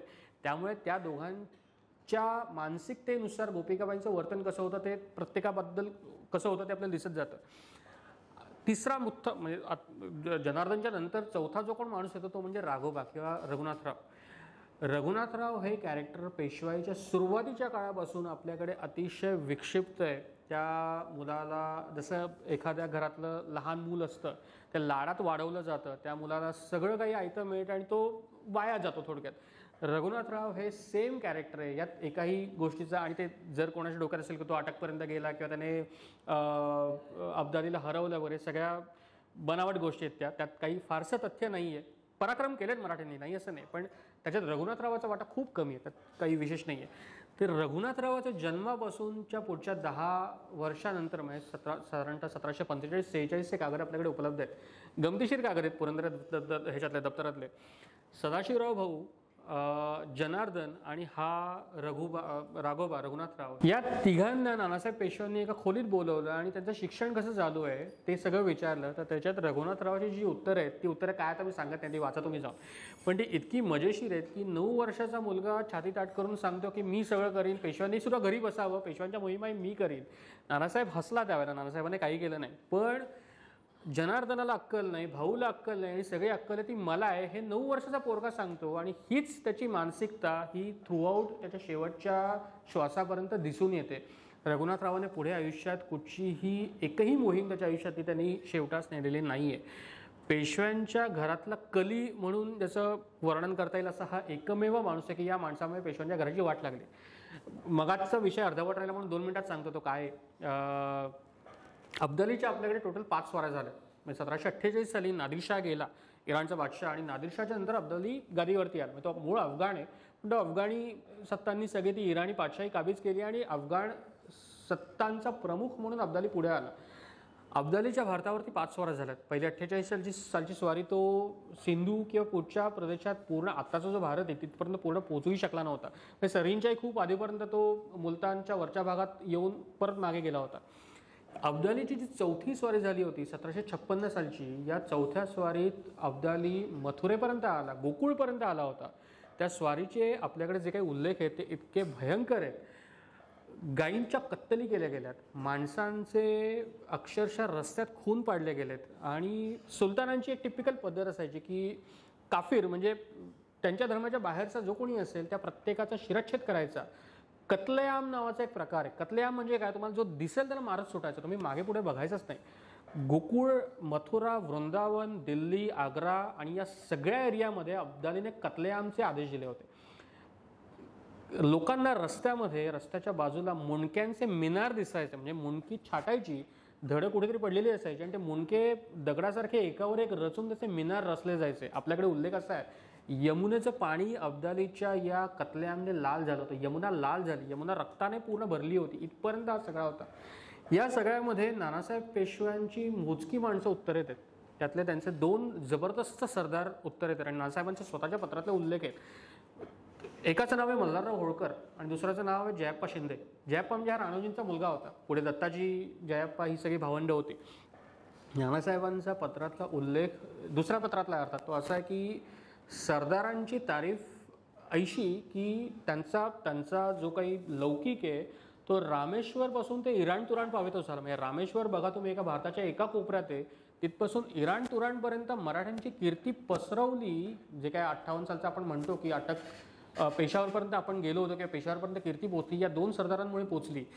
बाकीचेही सरदार होते, दिल्लीत हिंगणे होते, त्याच्यानंतर अंताजी माणकेश्वर गंधे नावाचा एक मराठ्यांचा सेनापती म्हणू शकत नाही पण त्याला, पण तो शिंद्यांच्या हाताखालचा होता मोचा. पण त्याला बाजीरावांच्या काळाच्या नंतर बाजीरावांनी त्याला सरदारी दिली. नानासाहेबांनी त्या माणसाला 1752 साली दिल्लीत ठेवलं. 12,000 फौज घेऊन हा माणूस दिल्लीत राहायचा. अब्दालीची ही जी 4थी स्वारी आली त्यावेळेला अब्दालीने दिल्लीवरती आक्रमण केलं. या अंताजी माणकेश्वरांनी स्वतःचे 12,000 फौज घेऊन त्याला तोंड दिलं. अब्दालीचं स्वतःचं पत्र, अंताजीचं पत्र आहे, त्याच्यात तो अब्दाली विचारतो की मी इथे येईपर्यंत एकाही मुघल बादशाह किंवा इतर एकाही राजपुताने माझ्याविरुद्ध तलवार उचलली नाही. हा अंताजी कोण आहे? त्याच्यावरून त्याला कळलं की हा अंताजी नानासाहेब पेशवाचा माणूस आणि मराठी इथे येऊन आपल्याला अडवू शकतात. पण हे सगळं होत असताना त्या अंताजी माणकेश्वराने 1757 साली नानासाहेब पेशव्यांना एक पत्र पाठवलं होतं, ज्याच्यात सांगितलं होतं की तो नजीब खान आणि अब्दाली हे 2 नाही आहेत, तो एकच माणूस आहे. नजीबाला तुम्ही मारा, अब्दाली काय परत भारतात येत नाही. या सगळ्या गोष्टी नानासाहेब पेशव्यांना माहिती आहेत आणि नानासाहेब पेशव्यांनी रघुनाथरावाला 56 साली ज्यावेळेला उत्तरेत पाठवलं त्यावेळेला क्लिअर कट ऑर्डर्स देऊन पाठवलंय की अब्दाली भारतात आला तर अब्दालीला पहिल्यांदा फटकावायचा, मारायचं, त्याला जिवंत पकडला गेलं तर जिवंत पकडायचं, नाही तर मारायचं किंवा त्याला असा हिसका द्यायचा की तो पुन्हा भारताकडे येणार नाही. रघुनाथरावाची ही कामगिरी नेमून दिलेली होती, पण रघुनाथरावाने ही कामगिरी केली नाही. रघुनाथरावाच्या बरोबर यावेळेला मल्हारराव होळकर, आणि मल्हाररावाचा यावेळेला वय झालाय, म्हणजे त्यांनाही काय फारसा दोष देता येत नाही आपल्याला. पण हे दोघंही जण, रघुनाथराव स्वतः हा उत्तरेत सगळा गोंधळ चालू असताना मध्य प्रदेशात ग्वाल्हेरच्या खाली येऊन थांबून राहिला. फक्त का तर माझ्याकडे फौज नाही, माझ्याकडे पैसा नाही. आणि सायमल्टेनियसली मल्हारराव होळकर राजपुतानात जाऊन मला माझी जहागीर कशी राजपुतांकडनं घेता येईल लवकरात लवकर ह्याचा प्रयत्न करतात. हे दोघं, अब्दाली ज्या वेळेला उत्तरेतनं निघून गेला त्यावेळेला दोघं एक झाले आणि हे दिल्लीत गेले. त्यांनी दिल्ली पुन्हा जिंकली वगैरे सगळ्या गोष्टी झाल्या. यांनी कधीही अब्दालीचा समोरासमोर सामना केलाच नाही. अब्दाली मागे गेला. अब्दालीच्या नंतर जी काही छोटी लोकं ठेवली होती, आदिनाबेग वगैरे, ही सगळी नंतरची लोकं होती किंवा अब्दालीची नंतर त्याचे जे काही सेनापती त्यांनी ठेवून दिले होते मागे, त्या सगळ्यांना उडवत लावून शेवटी रघुनाथरावांची फौज शेवटपर्यंत गेली. गंमत अशी आहे की या संपूर्ण फौजेत स्वतः रघुनाथराव कधीही अटक किंवा पेशावरपर्यंत गेलेला नाहीये. तो लाहोरमध्येच थांबून राहिला होता. त्याला लाहोरच्या पलीकडे पाय कधीच ठेवला नाही. रघुनाथरावांचे 2 सरदार त्यावेळेचे, एकाचं नाव अर्थात मानाजी बायगुड्यावर ही सगळी होती, पण साबाजी शिंदे आणि तुकोजी होळकर या 2 माणसांनी अटकच्या पुढे जाऊन पेशावरपर्यंत, म्हणजे त्या बॉर्डरपर्यंत अब्दालीच्या फौजांचा पाठलाग केला आणि त्याची पत्र आपल्याकडे उपलब्ध आहेत. पण या रघुनाथरावाने विशेषतः ज्याच्यावरती अटकपर्यंत मजल मारल्याचं आपण कौतुक करतो, त्या माणसाने कधी केलं नाहीये. त्या फौजेत त्याने 80 लाखांचा तो कर्ज घेऊन दक्षिणेकडे आला. अगेन म्हणजे या गोष्टी मी इथे बसून बोलणं 350 वर्षांतर योग्य नाही आहेत मला माहिती आहे. पण तत्कालीन जर तुम्ही रिवाज बघितलेत तर तुम्ही ज्यावेळेला एखादी मोहीम करता, एखादं युद्ध करता, त्यावेळेला युद्धातला पहिला नियम हा असतो की तुम्ही शत्रूला तिकडून काढून लावा. दुसरा नियम हा असतो की शत्रूला लुटा. शत्रूचं सगळं साहित्य, तुमचा जो काही खर्च झालेला आहे किंवा तुमचं जे काही साहित्य वाया गेलं आहे ते भरून काढण्याकरता शत्रूची लूट करा किंवा शत्रूकडनं ऑफिशियली खंडणी तरी जी काही असेल ती मान्य करून घ्या. रघुनाथरावाने यातली एकही गोष्ट केली नाही. 80 लाखाचा तो कर्ज घेऊन आला आणि पानिपतच्या 3ऱ्या लढाईच्या वेळेला जे काही सगळं प्रकरण झालं ते या मोहिमेमुळे झालं होतं. विषय निघाला तर सांगतो थोडक्यात काय होतं ते. म्हणजे गोपिकाबाईंचं जे आपण सुरुवातीला पायगुंता आणि जे काही बघितलं त्याची परिणिती इथे येऊन थांबते की उदगीरचं युद्ध झालं फेब्रुवारी 1761 मध्ये. निजामाला भाऊसाहेबांनी हरवलं. भाऊसाहेबांचं सगळं सैन्य, विजयी सैन्य परतूडला आलं. जालना जिल्ह्यात परतूर, किंवा आता परतूर म्हणतात त्याला, पूर्वी परतूड कागदपत्रात उल्लेख मिळतो, परतूडला आलं. नानासाहेब पेशवे पुण्यावरून परतूडला गेले. 7 ते 14 मार्च त्या वाटाघाटी झाल्या सगळ्या.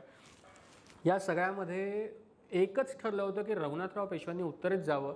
या वेळेला तरी किमान अब्दालीला हलवावं, त्याच्या जागेवरनं जिकडे तो थांबलाय तिथून त्याला मारावं आणि त्याच्याकडनं जे काय आहे ते लुटून घ्यावं. रघुनाथरावांनी पहिलीच मागणी केली की मला किमान 1 कोटी किंवा 1.5 कोटी खजिना द्या आणि मला इतकी फौज द्या तरच मी जाईल. नानासाहेब पेशवे आणि नानासाहेबांचे कारभारी त्यावेळेला असले किंवा दिवाण असले सदाशिवराव भाऊंचा पहिला त्याच्यावरती सवाल हा होता की तू पेशव्याचा भाऊ आहेस वगैरे ही गोष्ट वेगळी आहे, तू सेनापती आहेस, तू मराठ्यांचा एक आघाडीचा बिनीचा किंवा जो काही मुख्य सेनापती म्हणून तू उत्तरेकडे जाणार आहेस, तुझं कर्तव्य काय, तू उत्तरेकडे जावं त्या प्रांतातनं खंडण्या घ्याव्या, तू तुझ्या फौजांचे पगार द्यावेत आणि तू आपल्याला तिथनं काढून लावा. तू घरातनंच 80 लाख घेऊन जाणार किंवा 1 करोड घेऊन जाणार, घरातलाच सगळं सामान तू घेऊन जाणार. इथल्या लोकांना खायला प्यायला काय, पहिला मुद्दा. आणि तिकडे जाऊन तू ते फुकट घालवलं, असं पुन्हा नवीन कर्ज घेऊन येशील, त्याचं काय करायचं. रघुनाथराव ऐकायला तयार नव्हता. शेवटी भाऊसाहेबांनी जायचं हे ठरलं. या सगळ्यामध्ये भाऊसाहेबांनी शेवटी निर्णय घेतला की मी जाईन आता फौजेवरती. नानासाहेबांची तब्येत बरी नव्हती, नानासाहेबाला क्षय जवळपास झालाच जमा होता. नानासाहेबांची तब्येत शेवटी 4 वर्ष ही खोकला, दमा आणि या सगळ्यात खूप खंगलेली आहे. उरलं कोण तर सदोबा किंवा सदाशिवराव भाऊ, एकमेव माणूस. तर सदाशिवराव भाऊनी ज्या वेळेला हे म्हटलं की मी जातो, त्यावेळेला गोपिकाबाईने त्याला थांबवलं. ते थांबवणं बखरकरांनी वेगळ्या अर्थाने घेतलं, जे सुरुवातीला सांगितलं होतं. ते थांबवणं या दृष्टीने होतं की नानासाहेब पेशव्यांची तब्येत ही खालावत चालली आहे. सदाशिवराव भाऊंसारखा उत्तम प्रशासकीय अधिकारी म्हणा किंवा प्रशासकीय कामकाजातला त्याच्यावरती होल्ड असणारा माणूस हा पेशव्यांकडे कोणी नव्हता. या माणसाने छत्रपतींची जी काही व्यवस्था लावून देण्याचं काम केलं. म्हणजे सांगोल्याचा करार नावाचं आपल्याकडे एक प्रकरण आहे. तर सांगोल्याचा सगळा करार हा सदाशिवराव भाऊंनी स्वतःच्या मर्जीने, स्वतःच्या अकलेच्या हुशारीने सगळं लावून दिला होता आणि सगळ्या मराठ मंडळात ते भांडण सोडवली होती. नानासाहेब पेशव्यांचा त्याच्यावरती जितका विश्वास होता किंवा जितकं प्रेम होतं, तेवढंच गोपिकाबाईंचंही होतं की हा माणूस इथे असेल तर आम्हाला कसलीही काळजी नाही. हा माणूस पुण्यात निघून गेला तर कदाचित नानासाहेबांचं काही सांगता येत नाही, काय बरं वाईट होईल, पण पुढची मराठीशाही सांभाळणार कोण, युद्धाचं काही सांगता येत नाही. कुठून कशी गोळी येईल, कुठून कोणाची तलवार लागेल आणि माणूस कसा मरेल. त्या गोष्टीकरता सदाशिवराव भाऊंना अडवण्याची सगळी पराकाष्ठा गोपिकाबाईने करून बघितली होती. आणि शेवटी ते जे त्या बखरीतलं जे शेवटचं होतं की भाऊ उत्तरेकडेच जाईल, तो बायकोला घेऊन जाईल आणि तो कायम तिकडेच राहील, तो परत येणार नाही, म्हणून पायगुंता म्हणून विश्वासरावला पाठवा. विश्वासरावाला पायगुंता याकरता पाठवलं की भाऊने किमान हे सगळं बघून तरी परत दक्षिणेत यावं. हारजीत होत असते, हरला तरीही तो पुन्हा दक्षिणेत यावा आणि आमच्याबरोबर राहावं. तो आमच्या घराण्याचा एक भाग आहे आणि आम्ही त्याच्याशिवाय राहू शकत नाही. म्हणून ती सगळी सुरुवात त्या प्रकारांची झाली होती. अर्थात बखरकरांनी त्याला वेगळा रंग दिला आणि त्या गोपिकाबाईला एक खलनायक म्हणून बनवून टाकलं. पण भाऊ शेवटी उतरत गेला, त्या सगळ्या गोष्टी झाल्या. याच्यानंतर पुन्हा विषय भरकडायला नको म्हणून सांगतो की मी तिसऱ्या मुद्द्यावरती राघोबावरती आहे. हे खूप गोल गोल गोल गोल चाललंय आपलं. यानंतर म्हणजे भाऊ उत्तरेत गेला, त्याच्यानंतर पटवर्धनांची काही पत्रं आपल्याकडे उपलब्ध आहेत, ज्याच्यात रघुनाथरावाचं ओव्हरऑल वर्तन काय आहे ना हे दिसून येतं. पानिपतात फौज आपली गेली, नानासाहेब पेशव्यांची तब्येत बरी नाही आहे. आपला सख्खा पुतण्या जो 18 वर्षाचा आहे तो आणि भाऊ सदाशिवराव भाऊ हे दोघेही पानिपतात लढण्याकरता गेलेत. दक्षिणेकडे निजाम आहे किंवा कोकणात ही इतर ज्या काही परकीय सत्ता आहेत त्या आहेत. या सगळ्या सत्ता असताना इथे नानासाहेबांची तब्येत बरी नसताना रघुनाथरावाचं कर्तव्य हे होतं की त्या माणसाने सगळी सूत्र हातात घ्यावीत आणि एक खमका माणूस त्या घरातल्या म्हणून ते सगळं चालवावं. पटवर्धनांच्या दप्तरातले उल्लेख असेल की हा माणूस दुपारी म्हणजे सूर्य वर आल्यानंतर उठतो. पेशव्यांच्या घरात उठायची पद्धत कशी असायची वर तर सगळं पुढे दिलंय मी, त्या गोपिकाबाईंनी शिकवलेलं सगळं. पण हा माणूस सूर्य वर आल्यावरती उठतो, त्याची 1-2 तास पूजा आणि संध्यावर सगळं चालतं. दुपारी जेवतो, जेवल्यानंतर त्याचं जे टिपिकल छंद असतात ते सगळे तो करतो, गाणं बजावणं आणि सगळ्या गोष्टी. संध्याकाळी अगदीच जर मूड झाला, हा शब्द मी वापरतोय, कागदातले शब्द वेगळे आहेत, पण संध्याकाळी अगदीच त्याचा मूड झाला तर तो कचेरीत येणार, तो कामकाज बघणार, सूर्यनमस्कार वगैरे घालायचे, एवढ्या गोष्टी करणार आणि परत रात्री झोपायला जाणार. ह्याच्या पलीकडे रघुनाथराव काहीही काम करत नाही. हे पटवर्धनांनी स्वतः त्या पत्रांमध्ये स्पष्ट नमूद करून ठेवलं आहे. त्यामुळे या दिराला गोपिकाबाईंना शेवटपर्यंत हँडल करायचं होतं आणि ते त्यांनी कसं हँडल केलं ही जास्त कसोटीची बाब होती. आनंदीबाई हे अगेन एक वेगळंच कॅरेक्टर. म्हणजे आनंदीबाईचं चित्र जर आपण इतिहासातलं बघितलं तर ती बाई गोपिकाबाईंसारखी पुढाकार घेऊन कधीच पुढे आलेली नाही. ती कायम नवऱ्याच्या छत्रछायाखाली वावरली, नवऱ्याच्या सावलीत वावरली. त्या बाईने उद्योग खूप केले. ती कपटी होती का? होती. ती कपटी नव्हती असं कोणीच म्हणणार नाही. म्हणजे आमच्या पाऊलखुणाचा सागर बसला इकडे, सागर पाध्य, त्याचा बेसिकली महाभारतावरती वगैरे प्रचंड अभ्यास आहे. आपल्याकडे आत्ता एक फॅड असं आलं की कर्ण असेल, दुर्योधन असेल किंवा या सगळ्या कॅरेक्टर्सना व्हाईट वॉश करण्याचं एक टिपिकल चालू आहे. रावण हा एक त्यातला अजून एक कॅरेक्टर की ही लोक कशी चांगली आहेत. आपल्याकडे जुन्या काळात सुद्धा हे झालंय. आनंदीबाईच्या बाबतीत आता पुन्हा ते व्हायला लागलंय की आनंदीबाईला टोटली व्हाईट वॉश करण्याचा प्रयत्न सुद्धा सुरू झालेला आहे. ती पूर्णतः चांगली होती का? नाही. ती पूर्णतः वाईट होती का? नाही. तिला अनेक गोष्टी नवऱ्याच्या खातर कराव्या लागल्यात, अनेक गोष्टी तिने स्वतःच्या डोक्यानेही केलेल्या आहेत. पण तरीही तिला स्वतंत्र असं स्थान कधीही नव्हतं. जोपर्यंत रघुनाथराव होता तोपर्यंत तरी कधीही नव्हतं. रघुनाथराव गेल्यानंतरची काही वर्ष, पुढची एक 7-8 वर्ष तिने स्वतःची जी काही होतं ते केलं, पण त्यावेळी ती तुरुंगात असल्यामुळे ती काही फारसं करू शकली नाही. पण ही आपली जाऊ, हा दीर, या दोघांचंही शेवटपर्यंत गोपिकाबाईंनी त्यांचे संबंध चांगले होते तोपर्यंत चांगलं केलं. त्यांचे संबंध दुणावले त्यावेळेलाही अनेक गोष्टी गोपिकाबाईंनी सांभाळून घेण्याचा प्रयत्न केला. 1-2 पत्र पुढे आहे, ती दाखवतो मी नंतर. पण हे सगळं दिरांच्या बाबतीत झालं. पुत्रांच्या बाबतीत मगाशी बऱ्यापैकी सांगितलं रे, थोडक्यात सांगतो. विश्वासरावाचा जन्म 1742 सालचा आहे. पानिपतात विश्वासराव मारला गेला हा 1761 साली आहे. तो 18 वर्षाचा होता. विश्वासरावाचे उल्लेख आपल्याकडे खूप आहेत आणि इतके की म्हणजे एका बखरीत स्पष्ट उल्लेख की बायकात सगळ्यात सुंदर मस्तानी आणि पुरुषात सगळ्यात देखणा विश्वासराव, इतकं उत्तम वर्णन असताना आणि पुढचा पेशवा असताना, नानासाहेबांच्या नंतर हा विश्वासराव हाच पेशवा होणार आहे, तो असताना सुद्धा पानिपतावरती त्याला पाठवलं जातं आणि तो पानिपतात मरतो.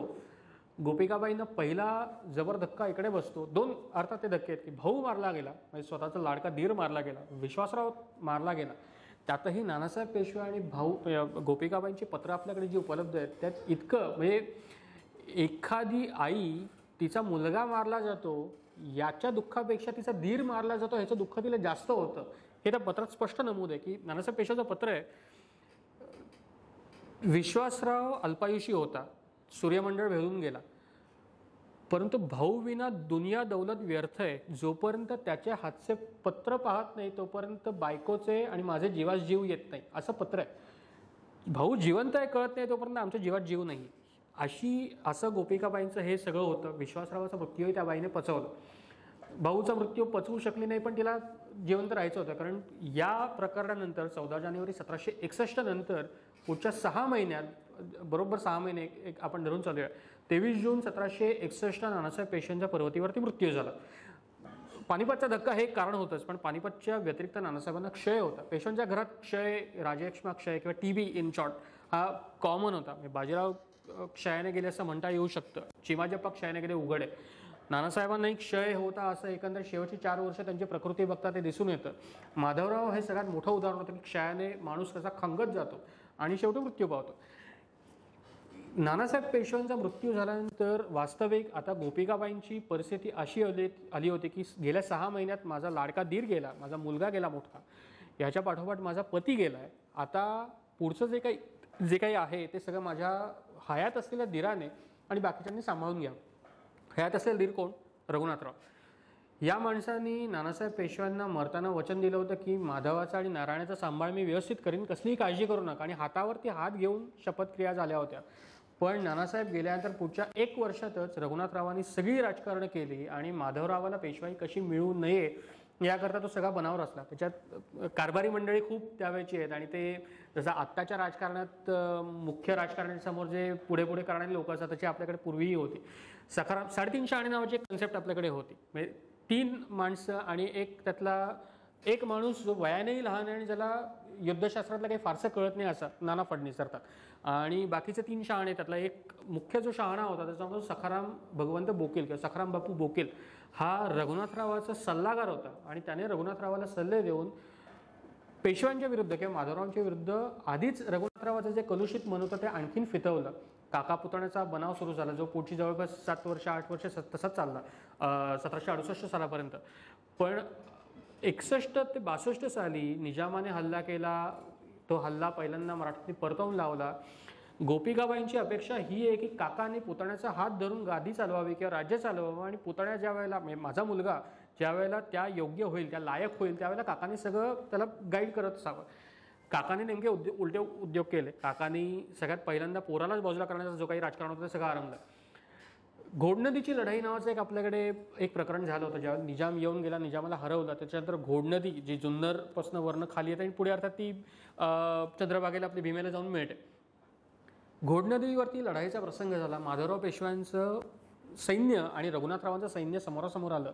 रघुनाथरावांच्याकडनं माधवराव हरले आणि माधवरावांना ते सगळं गाशा गोंधळून रघुनाथरावांकडे सगळा तो कारभार द्यावा लागला. 1-2 मिनिटं पुढे जाता येईल. हे पत्र त्यातलंच, या पत्राकडे येतो मी. पण त्या सगळ्यामध्ये गोपिकाबाईंना अतिशय वैषम्य त्यांच्यात आलं की ज्याच्याकडनं मी अपेक्षा केली, ज्या दिराकडनं मी अपेक्षा केली त्याने माझा नवरा हयात असताना काही केलं नाही. किमान नवरा गेल्यानंतर त्याने जे काही वचन घेतलं, जे वचन दिलंय किंवा ज्या काही आणाभाका घेतल्यात त्या तरी त्याने पाळाव्यात असं गोपिकाबाईंना वाटत असताना त्यांनी ते केलं नाही.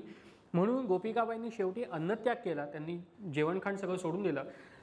माधवरावाचं वय यावेळेला जेमतेम 17 वर्षाचं आहे. हे पूर्ण पत्र मोठं आहे, ते पूर्ण पत्र मी आता काही देत नाही पण त्या पूर्ण पत्रातलं मोजकी वाक्य इकडे दिली. ती वाक्य वाचली की एका आईची मनस्थिती, एका 17 वर्षाच्या पोराची मनस्थिती, ज्याचा बाप मारला गेला, ज्याचा काका मारला गेला, मोठा भाऊ मारला गेलाय, ज्या काकाकडनं त्याला अपेक्षा आहे की तो काका आपल्याला सांभाळून घेईल, तो काका सांभाळून घेत नाहीये, तरीही हा 17 वर्षाचा पोरगा किती त्या माणसाची उमेद आहे त्या पत्रावरनं लक्षात येतं. वाचून दाखवतो थोडक्यात काय. वडिलांच म्हणजे गोपिकाबाईंना कळावं म्हणून ते सगळं लिहितोय. द्राक्ष व साखरेचे कंद पाठविले ते पावले. गोपिकाबाईंनी पुण्यातनं मुलाकरता एक गोड काहीतरी खाऊ म्हणून पाठवला होता. द्राक्ष आणि साखरेचा कंद म्हणजे जे आपण बत्तासे खातो ना, तसंच पूर्वी फक्त बत्ताशाचा आकार नसायचा, मोठे त्याचे खडूसारखं करायचं, तर ते साखरेचे कंद पाठवले. वडिली बालकाचा निरंतर पत्री सांभाळ करावा, हे टिपिकल वाक्य ते सोडून देऊ आपण. यानंतर इकडील प्रसंग एके प्रकारे झाला म्हणून वडिली चित्ती उदास वृत्ती धरिली म्हणून ऐकले. त्यास सदैव काळ सारखा असतो असा अर्थ नाही. हा 17 वर्षाचा मुलगा आईला शिकवतोय, टेन्शन घेऊ नको, आत्ता माझा काळ नाही किंवा आत्ता माझी वेळ नाही आहे, पण पुढे जाऊन माझी वेळ येणार हे मला माहिती आहे. ज्या समय जे होणार ते होते, त्यास इलाज काय, परंतु समय प्राप्त झाला आहे त्यासच बरे म्हणून गोड दिसे ते करणे. वाईट न दाखवावे, उदास न व्हावे, आम्हीही काळावर दृष्टी ठेवून उत्तम दिसेसारखा डौल धरलाय. 17 वर्षाच्या पोराला एवढं कळतंय की काकाने मला आत्ता हरवलंय, तरीही मी पुढे जाऊन राजकारण अशी करेन की त्या काकाला मात देईन. जे काही सगळं विस्कळीत राज्याची घडी झाली ती घडी मी व्यवस्थित बसवीन. आई तू कसलीही काळजी करू नकोस, आत्ताचा काळ आपला नाहीये, आत्ताचा काळ माझा नाहीये, टेन्शन घेऊ नकोस. कालचक्र आहे, ते कालचक्र फिरत राहतं. आत्ताचा काळ आत्ता मी तळाला आहे, मी एका दृष्टीने मी एका काळानंतर मी शिखराला जाणार आहे. तो वेळ येईपर्यंत आपल्या दोघांनाही फक्त वाट बघायची आहे, टेन्शन घेऊ नको. त्याच्याकरता अन्न पाणी वगैरे सोडण्याची काही गरज नाही. ते पुढची वाक्य तीच आहेत की आम्ही कालावरी दृष्टी ठेवून उत्तम दिसेसारखा डौल धरला आहे. वडिली कोणे गोष्टी उदास वृत्ती धरू नये, लौकिकात वाईट न दिसे ते करावे. लोकांमध्ये तू एका पेशव्याची बायको आहेस, तो पेशवा हयात नाही आहे, पण आता एका पेशव्याची आई आहेस, तू असं वागणं बरोबर नाही आहे. हे पोराने कळवल्यानंतर गोपिकाबाईंनी इमिजिएटली हे सगळं थांबवलं आणि गोपिकाबाईंचे व्यवहार पुन्हा व्यवस्थित चालू झाले मागेचा पाय. तर माधवरावांच्या काळातलं हे सगळं प्रकरण झालं. म्हणजे 1762 साली घोड नदीची लढाई झाली, त्याच्याबरोबर आळेगावचा तह झाला. त्याच्यानंतर पुढची 5 वर्ष परत म्हणजे राक्षस भाऊंचं युद्ध हे एक सोडलं तर पुढची 5 वर्ष परत या रघुनाथरावाने माधवरावाच्या विरुद्ध कारस्थानं केली आणि त्या प्रत्येक कारस्थानात माधवरावाच्या बरोबर असलेली माणसं ह्याच्या पलीकडे जाऊन गोपिकाबाई हा माधवरावाला अजून एक सगळ्यात मोठा आधार होता. पत्र मी सगळी आता मुद्दाम घेतली नाही, ती पत्र कुठे वाचायला मिळतील तेही सांगतो. मिरजेचे वासुदेव शास्त्री खरे नावाचे एक संशोधक आपल्याकडे होऊन गेले. त्यांनी पटवर्धन दप्तराचे 15 व्हॉल्यूम्स पब्लिश केले. त्यांच्या आयाती त्यांनी 14 केले, त्यांच्या मुलाने एक पुढे केला. ते 15 व्हॉल्यूम्स ऐतिहासिक लेखसंग्रह नावाने आपल्याकडे उपलब्ध आहेत. त्यातल्या पहिल्या आणि दुसऱ्या खंडात ही सगळी पत्र तुम्हाला वाचायला मिळतील. ती पत्र त्याच्यात गोपिकाबाईंनी माधवरावांना लिहिलेली, माधवरावांनी गोपिकाबाईंना लिहिलेली अशी पत्र उपलब्ध आहेत. बाईचं राजकारणातलं लक्ष किती उत्तम आहे, बाई युद्धशास्त्राविषयी कसं चांगलं जाणून आहे आणि बाई मुलाला सल्ले किती चांगल्या पद्धतीने देते. आणि मुलगाही अर्थात हुशार आहे, मुलाला काही वेगळं शिकवायची गरज नाही आहे. पण गोपिकाबाईंचं एकंदर व्यक्तिमत्व तुम्हाला त्या पत्रांची संख्या साधारणतः एक 80 ते 85 आहे. ही वेगवेगळी पत्र आहेत. त्या पत्रांमध्ये तुम्हाला पूर्ण गोपिकाबाई काय आहे ती दिसून येते. आय गेस माझ्या स्लाईड्समध्ये थोडासा गोंधळ झाला आहे. अजून 2 स्लाईड्स पुढे जाता येईल. अजून एक स्लाईड पुढे, अजून हे आळेगावच्या लढाईनंतरचं एक पत्र आहे. 1762 सालानंतर रघुनाथराव आणि माधवराव दोघांचा झगडा. त्यात या गोपिकाबाईची कुचंबणा अशी होते की एकीकडे दीर आहे, त्या दीरालाही मी जास्त बोलू शकत नाही. एकीकडे मुलगा आहे, तो मुलगा नुकताच गादीवरती आला आहे, त्याला सगळं सहाय्य लोकांकडनं अपेक्षित असताना ते काही होत नाही आहे. मी काय माझ्याकडनं करू शकते हे ओव्हरऑल त्या बाईने बघितलं आणि त्याप्रमाणे तिने केलं. यावेळची जी मुख्य माणसं आहेत त्या मुख्य माणसांची नावं सांगतो. जे म्हणतात ना रंगमंचावरचे जे कॅरेक्टर्स असतात त्यातली कॅरेक्टर्स कोण आहेत. एकाचं नाव सगळ्यात जो महत्त्वाचा पेशवांचा दिवाण आहे, कारभारी आहे, त्याचं नाव मगाशी सांगितलं तोच सखाराम बापू बोकील. दुसरा एक माणूस हा त्यावेळेला कारभारात पूर्णपणे आलेला नाही आहे तरीही तो महत्त्वाचा आहे, त्याचं नाव नाना फडणवीसचं फडणवीस झाल्यानंतर. तिसरा माणूस जो मगाशी मी सांगितलं की भाऊसाहेबांची बखर लिहिली त्यांच्यापैकी तो नाना पुरंदरे होता, जो नानासाहेब पेशवाचा मानसपुत्र असल्यासारखा होता. त्या माणसाने पुढे माधवरावाला असंख्य वेळेला पत्र लिहून गाईड केलं की राज्यकारभार कसा कर. तो त्याच्या व्यतिरिक्त इतर माणसं जी आहेत त्यात नारोशंकर दाणी नावाचा एक माणूस आहे जो पानिपतच्या वेळेला दिल्लीतनं पळून आला होता. हिंगणे होते, हिंगणेनंतर दिल्लीत गेले, काही वेळेला इकडे असायचे. विंचुरकर, विठ्ठल शिवदेव विंचुरकर नावाचा एक माणूस होता. अशीच ही सगळी माणसं, म्हणजे ही जी मी आता नावं घेतली, आता नाना फडणवीस सोडता आणि नाना पुरंदरे सोडता ही बाकीची सगळी माणसं ही रघुनाथरावाच्या पक्षाला जाऊन मिळाली होती. माधवरावांच्या पक्षात कोण, तर मिरज सांगलीचे जे पटवर्धन मंडळी होती ही होती. खुद्द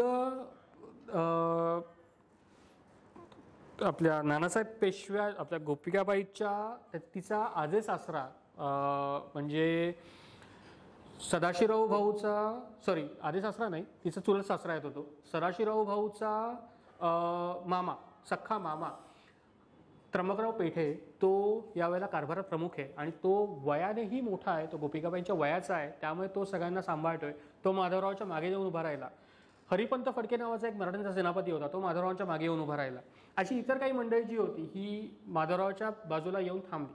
2 स्पष्ट तट पडले. त्या 2 स्पष्ट तटांमध्ये आता हे उघडपणे मी क्लिअर कट सांगतो, 2 तट असे पडले होते की एक होता देशस्थ ब्राह्मणांचा आणि एक होता कोकणस्थ ब्राह्मणांचा.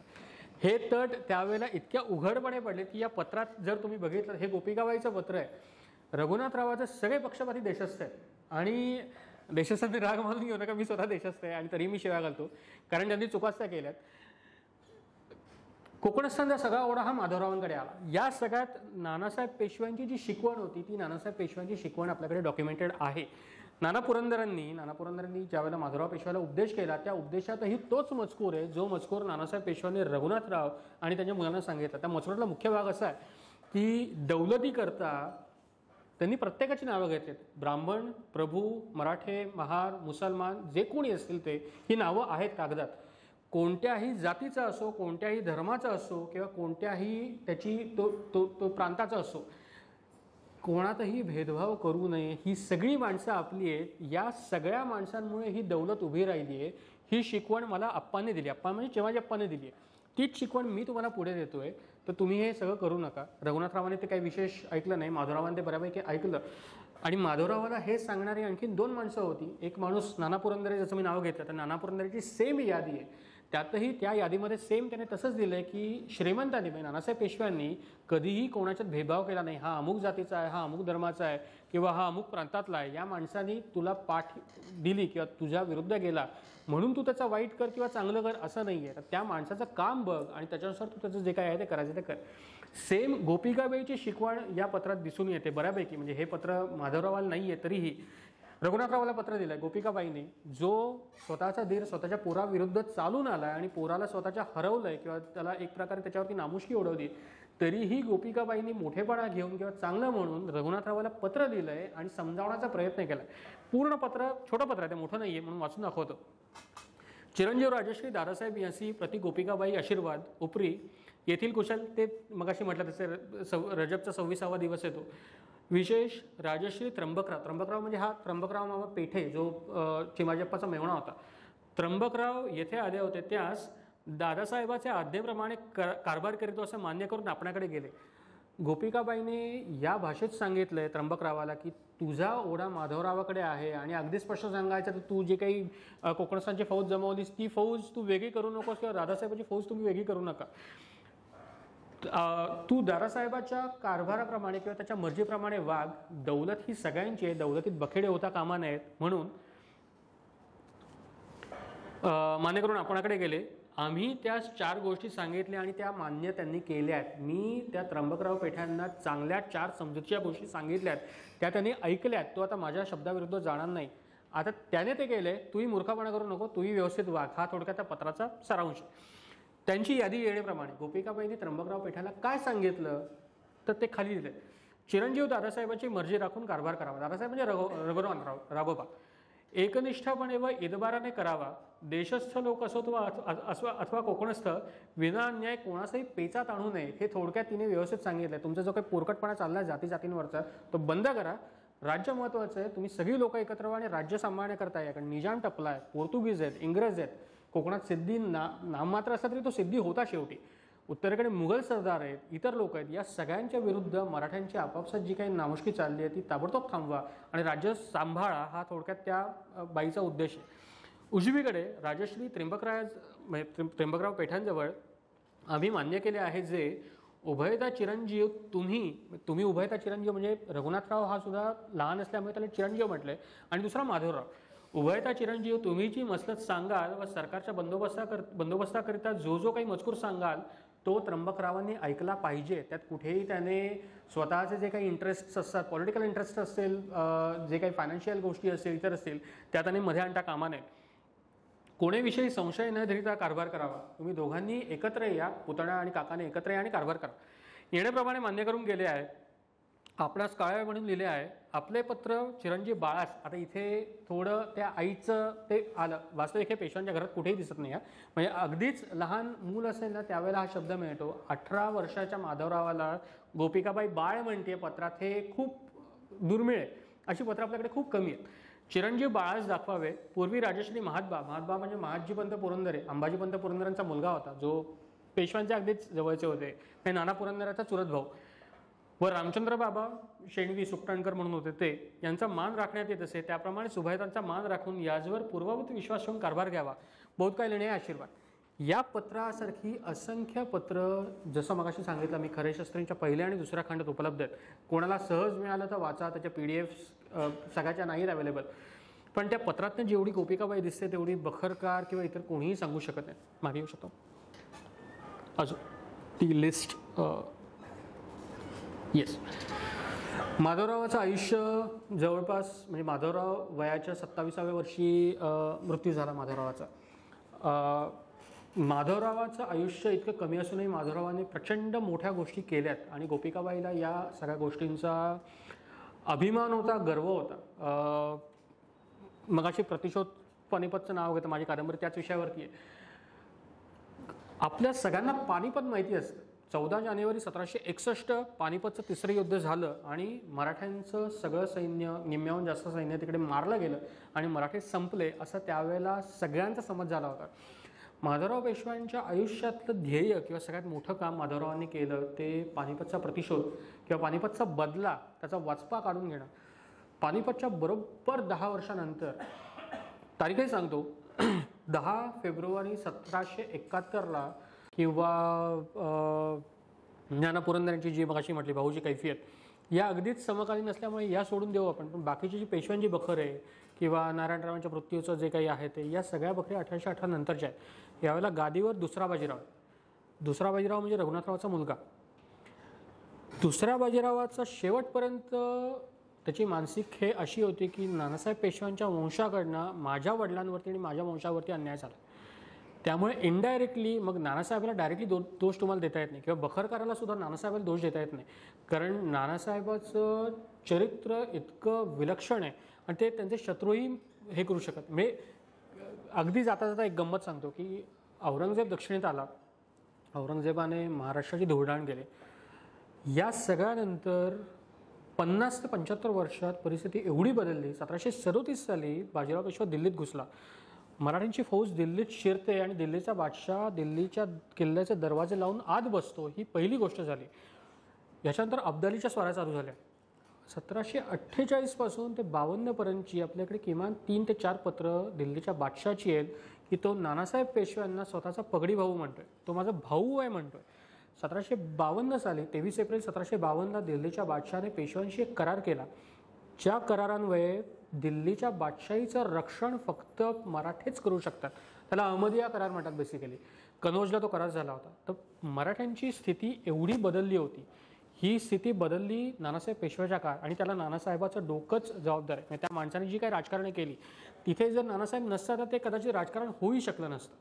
त्यामुळे नानासाहेबाच्या विषयी, नानासाहेब गेल्यानंतर कैक पिढ्या तो कोणी ईश्वरी अंश आहे किंवा त्या माणसाने हे सगळं करून घेतलं आहे किंवा जे काही वैभव मराठ्यांना प्राप्त झालं आहे, शिवाय म्हणजे स्वराज्य पुढे एवढं अटक ते कटक जे आपण म्हणतो, इनफॅक्ट नानासाहेबाच्या शब्दात सांगायचं तर अटक ते कटक पण खूप कमी आहे. म्हणजे अटक तुमचं ओडिसामध्ये येतं. नानासाहेबाच्या म्हणण्यानुसार तर तंजावरपासून रामेश्वरपासून बेसिकली भारताचं आग्नेयेकडचं दक्षिण शेवटचं टोक आग्नेयेकडचं तिथून ते इराणपर्यंत मराठ्यांचा दरारा पसरला या एका माणसामुळे पसरला. हे सगळं होताना नानासाहेबाला दोष देणं हे त्यावेळेच्या कोणाही माणसाच्या आवाक्याच्या बाहेरचं होतं. बखरकरांना ते शक्य नव्हतं. पत्रलेखक ते करू शकत नव्हते, तर मग करायचं काय? तर मग नानासाहेब बायकोचा ऐकायचा, बायकोने या सगळ्या गोष्टी केल्या, कोणावरती ते ढकलायचं. हा माझा तर्क आहे, यात पुरावे काही नाहीत माझ्याकडे, मी तोंडावर सांगतो. पण हे असं झालं असण्याची शक्यता आहे, कारण रघुनाथरावाच्या काळातले असंख्य कागद आहेत की जुनी जी माणसं होती नानासाहेब पेशव्यांच्या काळातली किंवा नाना फडणवीसांच्या मर्जीतली, विशेषतः हैदराबादचा वकील होता गोविंदराव काळे नावाचा एक, किंवा स्वतः नाना फडणवीस होते, किंवा परशुराम भाऊ पटवर्धन होते, ही लोकं जी होती या सगळ्या लोकांना दुसऱ्या बाजीरावांनी बाजूला केलं आणि स्वतःची माणसं आणून बसवली. फक्त एकच की जुनी माणसं जी पूर्वीच्या लोकांनी नेमलेली माणसं आहेत ती माणसं आपली नाही आहेत, ते आपले विरोधक आहेत. त्यामुळे कदाचित त्याच्या पैशांवरती पोचलेली जी कोणी बखरकार होते, जे कोणी पोवाडे असणारे होते, त्यांनी त्या गोष्टी केल्या असण्याचा संभव काही आहे. गंगापूर हे नाशिकमधलं का नाशिक नाशिक नाशिक नाशिकमधलं. हां, धरण आता तेच. बरं, माधवराव पेशवे एवढे कर्तव्य, त्यांची एवढी फक्त 11 एवढी कर्तव्याची, ते गोपिकाबाई त्याच्या साक्षीदार होत्या, त्यांनी जवळ. पण असं तो त्यांच्यामध्ये रुसवे फुगवे झाल्याचे जे काही उल्लेख आहे त्याचं कारण म्हणजे आपला पुत्र एवढा कर्तव्यगार असून सुद्धा त्याच्यावर रुसून दुसरीकडे राहायला जाणं मान्य. तोच मी आत्ता जो मुद्दा सांगितला तोच होता की त्या गोपिकाबाई गंगापूरला गेल्या तर रुसूनच गेल्या की दुसरं काही राजकारण होतं हे आपल्याला माहीत नाही. एका बखरीत आलं की त्या रुसून गेल्या, त्याच्यामुळे आपण त्याच्यावरती विश्वास नाही ठेवू शकत. आणि रुसवे फुगवे हे तसंही होत असतात, त्यात काही. खुद्द शिवाजीमांच्या काळातलं एक उदाहरण की जिजाऊंनी दिलेला एक निवाडा हा शिवाजीमांनी रद्दबातल केला, की आऊसाहेबांनी निवाडा केला तर चुकीचा आहे, मी सांगतो तेच करा, हे शिवाजीमांच्या पत्रातलं आहे. हे घरातलं असतं, हे आई मुलामधले जे काही वाद आहेत ते घरातले होत राहतात, ते तिथे सुटतातही. गोपिकाबाईचं चरित्र बघता ती काही अशी बाई वाटत नाही की ती एका छोट्या गोष्टी करता किंवा भावाच्या याच्याकरता सगळं सोडून जाऊन गंगापूरला राहील. याचं आणखीन एक हे असं होतं की पेशव्यांच्या घरातल्या बायकांनी राजकारणात सक्रिय सहभाग प्रत्यक्ष घेतला नसला तरी अप्रत्यक्ष खूप घेतला आहे. राधाबाई हे त्यातलं ठळक उदाहरण.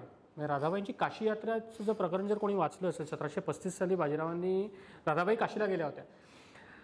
बाई अत्यंत लबाड, धूर्त आणि डांबीस होती. ती बाई काशीला जायचं तर बऱ्हाणपूर नंतर आपलं सागरचा जो काही भाग आहे तो, तिथनं ती काशीला जाऊ शकत होती. ती गेली गुजरातला, गुजरातवरनं गेली ती राजस्थानला, राजस्थानला आपल्या सवाई जयसिंगाच्या आधी ती उदयपूरला गेली. उदयपूरला जगतसिंग दुसरा गादीवरती होता, महाराणा प्रतापाचा वंशज, त्याला जाऊन भेटली. तिथून ती गेली सवाई जयसिंगाकडे जयपूरला. म्हणजे जयपूर त्यावेळेला वसायचं होतं, आमेर किंवा अंबर हे त्यांचं मुख्य होतं. जयपूरला ती बाई गेली, जयपूरवरनं ती बाई आग्र्याला गेली. आग्र्याला जाऊन आग्र्याचा जो तत्कालीन सुभेदार होता त्या सुभेदाराला 5 वर्षापूर्वी बाजीराव पेशव्यांनी अक्षरशः झोडपलं होतं, त्याला फटकावलं होतं अक्षरशः. त्याचं नाव मोहम्मद खान बंगश. या बंगशाने बाजीरावाची आई आग्र्यामध्ये येते, तो बोलला मला काही करायचंच नाही आहे, तो बाजीरावाचं आणि माझं वैर ते सगळं बाजूला राहिलं. त्याची आई त्या वेशीतनं आत येऊन या वेशीतनं बाहेर पडेपर्यंत तिच्या केसाला जरी धक्का लागला तरी बाजीराव येऊन मारायच्या आधी मी तुम्हाला सगळ्यांना मारून टाक. हे सगळं होताना त्या बाईचा उद्देश हाच आहे की ती सगळीकडे जाते, सगळीकडे जाऊन ती कामं करते. आपली माणसं कोण, परकी कोण, आपले वकील तिकडे जाऊन बसते, त्या वकिलांनी आपल्याला सांगावं, आपण आपल्या पोराला सांगू. राधाबाईची 3 पत्रं आपल्याकडे उपलब्ध आहेत की त्या राधाबाईंनी निजामाच्या भेटीला जाताना बाजीरावांनी कसं जावं, कसं प्रिपेअर होऊन जावं हे सगळं त्या बाईंनी सांगितलं आहे. राधाबाई काशीला गेली, काशीवरनं राधाबाई वेरूळला येऊन थांबली. ही 1735 सालची गोष्ट आहे. सॉरी, थोडंसं वाढवते मी, 1735ची गोष्ट आहे. 35ला बाई आता शेवटी वार्धक्याने वाकली आहे बाई. त्या बाईला वाटलं की वेरूळच्या कृष्णेश्वराचं दर्शन घ्यावं. बाजीराव यावेळेला पुण्यात बसला आहे. बाजीरावाची 40,000ची फौज तयार आहे. बाजीरावला जायचं आहे राजस्थानात. बाजीराव एका लिमिटनंतर वैतागला आणि बाजीरावाचं पत्र आहे की आई तू तर काय टाईमपास करत बसते, झालं आहे काम, पुण्याला ये, मला जायचं आहे वर. पत्र आहे, मातोश्री प्रयोजन झाले या. बाजीराव नाथद्वारला गेला. ज्या मार्गाने राधाबाईंनी काशी यात्रा केली त्याच मार्गाने बाजीराव पहिल्यांदा सवाई जयसिंगाकडे गेला. तो चंपाबागेचा सगळा प्रसंग जो काही टिपिकल सांगितला तो झाला. तिथनं तो सवाई जयसिंगाकडे गेला. 2 स्वाऱ्यांमध्ये उदयपूर आणि जयपूर या 2 राजपुतांच्या गाद्यांमधला विस्तव बाजीराव पेशव्यांनी मिटवला. दोन गाद्यांना एकत्र आणलं, जो काही पिढ्यांचा त्यांचं भांडण होतं ते मिटवलं. हे सगळं जाऊन पुन्हा बाजीराव दक्षिणेकडे आला. सांगण्याचा उद्देश हा की राधाबाईने या सगळ्या गोष्टी त्या स्वारी केल्यात. काशीबाई स्वतः काशीला जाऊन बसली होती त्यावेळेला नानासाहेब पेशव्यांचं काशी आपल्याकडे घेण्याचं राजकारण चालू होतं आणि त्यावेळच्याही अनेक लोकांना हा संशय होता की बाई 3 वर्ष काशीत येऊन बसली आहे, ती काही साधीसुधी नाही आहे, तर पेशवा तिच्याकरवी काहीतरी राजकारण करवतो. काशीबाई भोळी होती, मूर्ख ॲज इन त्या अर्थाने घेऊ नका, पण तिला राजकारणी दृष्टी नव्हती, तरी पण पेशवा कमीत कमी तिला ज्या गोष्टी सांगेल त्या गोष्टी ती तिकडे जाऊन सांगायची.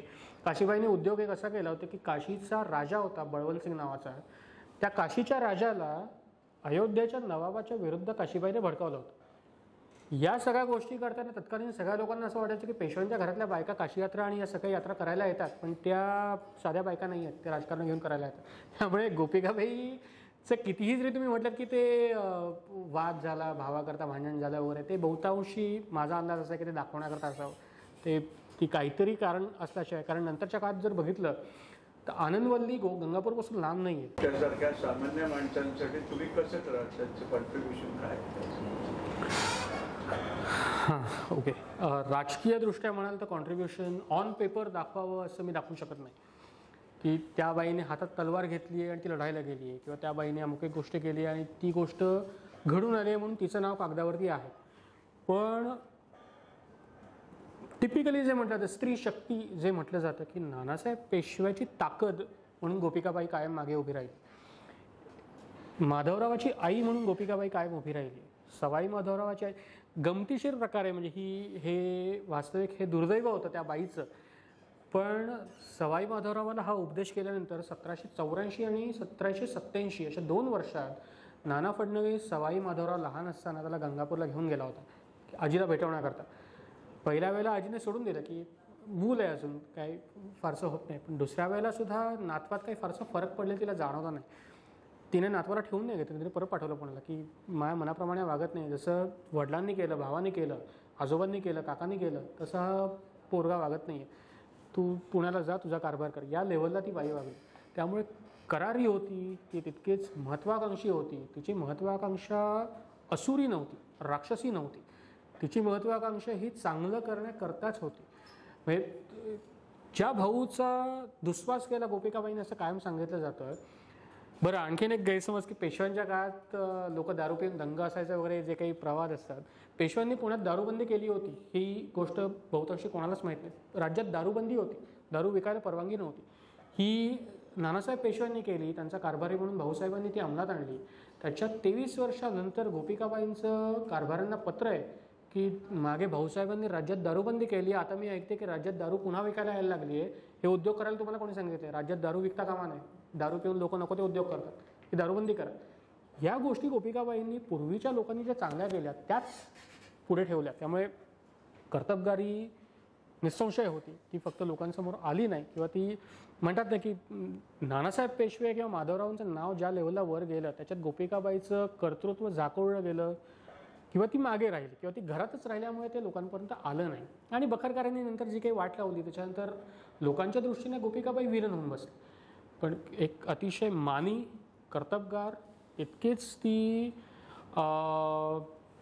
ज्याला आपण काय म्हणू धाडसी, आणि तितकीच कोमल, तितकेच शांत, समजूतदार, हुशार, सगळ्या लोकांना घेऊन चालण्याचं उदाहरण मगाशी मी दिलंच की जात धर्म तुम्ही बघूच ना, तुमची सगळी लोकं ही आपली लोक आहेत, त्या सगळ्यांना एकत्र करणे राज्य चालवा.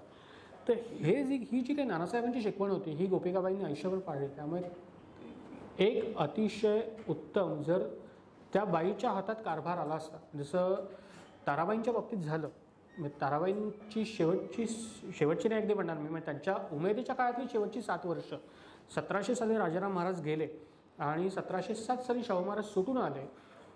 त्याच्या पुढची अजून 5 वर्ष आपण धरून चालू की हुदाला अजून घेऊन त्यांनी 5 वर्ष कारभार केला. पण पहिली 7 वर्ष ज्या तडफेने कारभार केला, पुढची 5 वर्ष कोल्हापूरचं राज्य त्यांनी सांभाळलं, जे त्या बाईने स्वतःच्या मुलात शेजारी बसून, सिंहासनावर बसून शेजारी बसून त्या बाईने कारभार बघितला.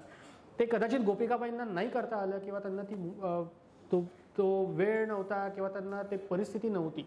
जर ते त्या बाईने केलं असतं तर 100% रघुनाथरावांपासून इतर सगळ्या लोकांना ती बाई वटणीवर आणू शकली असते. पण ते नाही होऊ शकत आणि त्या जडतरच्या गोष्टी, त्यामुळे आपण काहीच करू शकत नाही त्या गोष्टी. एखादा चांगला सिनेमा होऊ शकतो का गोपीबाई?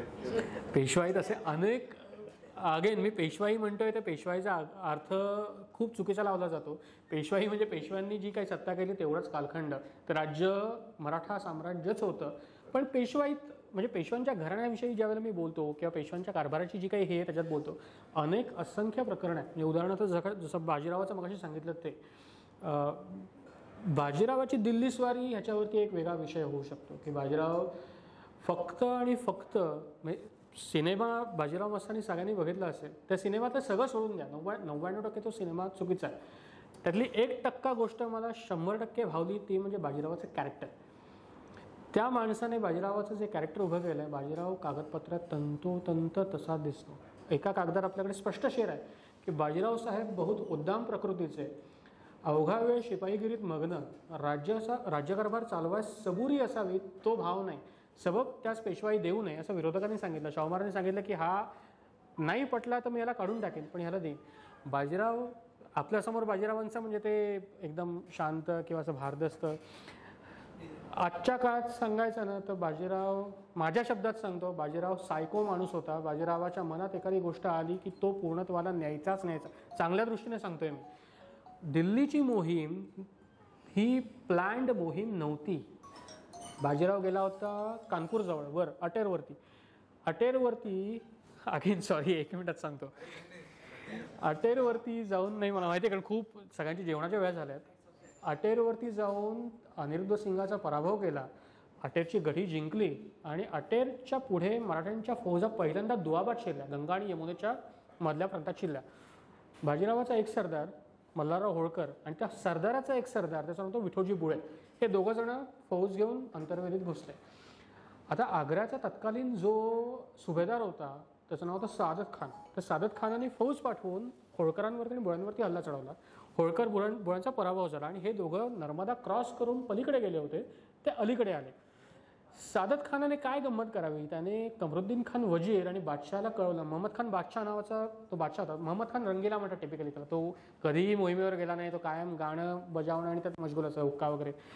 तर महम्मदशाहला सांगितलं. महम्मदशाहला एकदम खुशी वाटली की बाजीरावाच्या सरदाराने, आणि या सादत खानाने लिहून काय कळवलं की मी बाजीरावाचा असा पराभव केला आहे न भूतो न भविष्यती की बाजीरावाला मी पलीकडे ढकललं आहे, दक्षिणेकडे ढकललं आहे. त्यातलं त्याचं वाक्य आहे, बाजीरावांनी चिमाजीप्पा लिहिलेलं पत्र आहे की सादत खानाने माझ्याबद्दल काय लिहिलं. त्याने लिहिलं की हरिभक्तास म्हणजे बाजीरावास रेवापार होऊ देत नाही आयुष्यात. नर्मदा क्रॉस करून बाजीरावाला मी कधी आयुष्यात वर येऊ देणार नाही. बाजीराव भडकला की मी यमुनेच्या काठावर येऊन बसलोय, माझी सगळी फौज इकडे, एकट्या त्या होळकराचा पराभव केला आणि तुला असं वाटतं की बाजीरावाचा पराभव केला आहे आणि एवढं सगळं करून तू बादशाहला कळवतो, बादशाहकडनं हत्ती घेतो, मानाची वस्त्र घेतो आणि मिरवत सगळीकडे सांगत सुटला की बाजीरावाचा पराभव केला आहे. बाजीरावांचं पत्र चिमाजीप्पा लिहिलेलं प्रसिद्ध आहे. ते पूर्ण पत्र खूप गमतीशीर आहे. आणि बाजीरावाला सायको म्हणण्याचं कारण तेच आहे की तो कधी कसा वागेना सांगता येत नव्हतं. त्याचं पत्र हे की माझी ही प्लॅन मोहीम नाही आहे, मला अटेर घेऊन परत दक्षिणेकडे यायचं होतं, माझी तिकडे सिद्धिबिद्धी सगळे बसलेत, पण आता बादशाहच्या समोर माझी इमेज अशी झाली आहे की सादत खानाने मला बादशाह लिहून कळलं की हा कोणते फालतू आणायला मी हकलून दिलं. बादशाह दाखवावे की मराठे आहेत आणि त्यास जे सत्य वाटले ते मिथ्या केले पाहिजे, म्हणून बाजीराव नर्मदेच्या काठावरनं जाटांच्या प्रदेशातून दिल्लीत शिरला. आत्ताचा कालकाजीचा वगैरे एरिया आहे, तिकडे रामनवमीची यात्रा होती. त्या यात्रेत शिरून बाजीरावाच्या लोकांनी बाहेरच्या लोकांना पकडलं, कोणाला भाले टोच तलवारी टोच वगैरे केलं. जांभट नावाचा शब्द वापरला. ती लोक हात उंचावर शहरात घुसली आणि शत्रुवाला म्हणून पळत सुटली. तर दिल्लीच्या बादशाला कळत नाही की शत्रू कोणाला. बाजीरावाला तर सादत खान तिकडे पाठवलं आणि सगळ्या गोष्टी झाल्यात. सादत खान स्वतः तिकडे नाचगाण्यात दंग होता की आपण बाजीरावाला हरवता आणि तेवढं सगळं होईपर्यंत बाजीराव ऑलरेडी दिल्लीत येऊन शिरलाय. बाजीरावाने दिल्लीमध्ये जाऊन सगळ्या गोष्टी केल्या.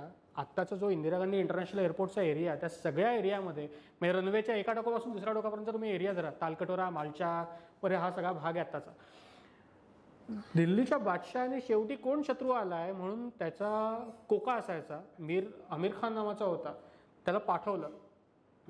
तो फौज घेऊन त्याची बाजीरावावरती चालून आला आणि त्यावेळेला बाजीराव नेमका त्या ठिकाणाहून मालच्याहून तालकटोऱ्याला गेला होता.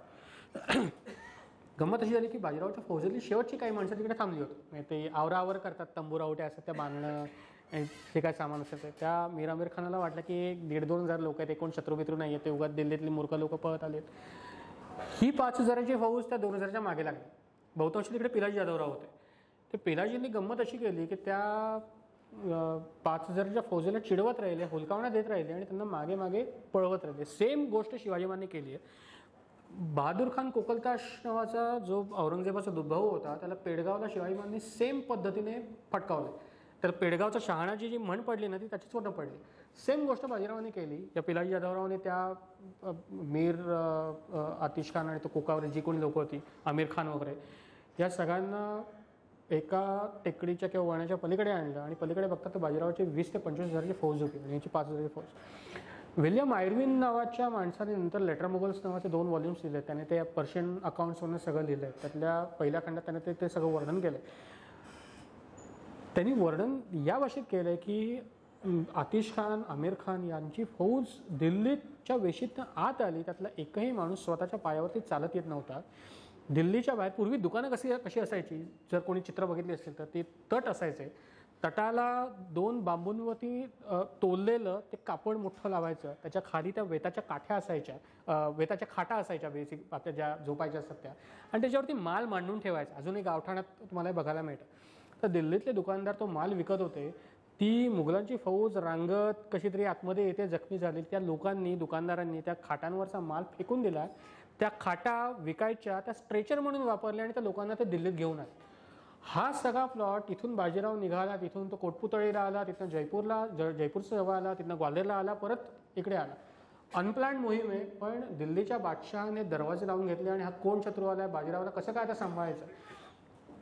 त्याच स्टोरीतला एक हे की बादशहाने बाजीराव दिसतो कसा म्हणून 2 माणसं पाठवली. एक माणूस पाठवला, त्याने बादशहाचं चित्र काढून नेलं बाजीरावाचं. बाजीराव घोड्यावरनं चाललाय.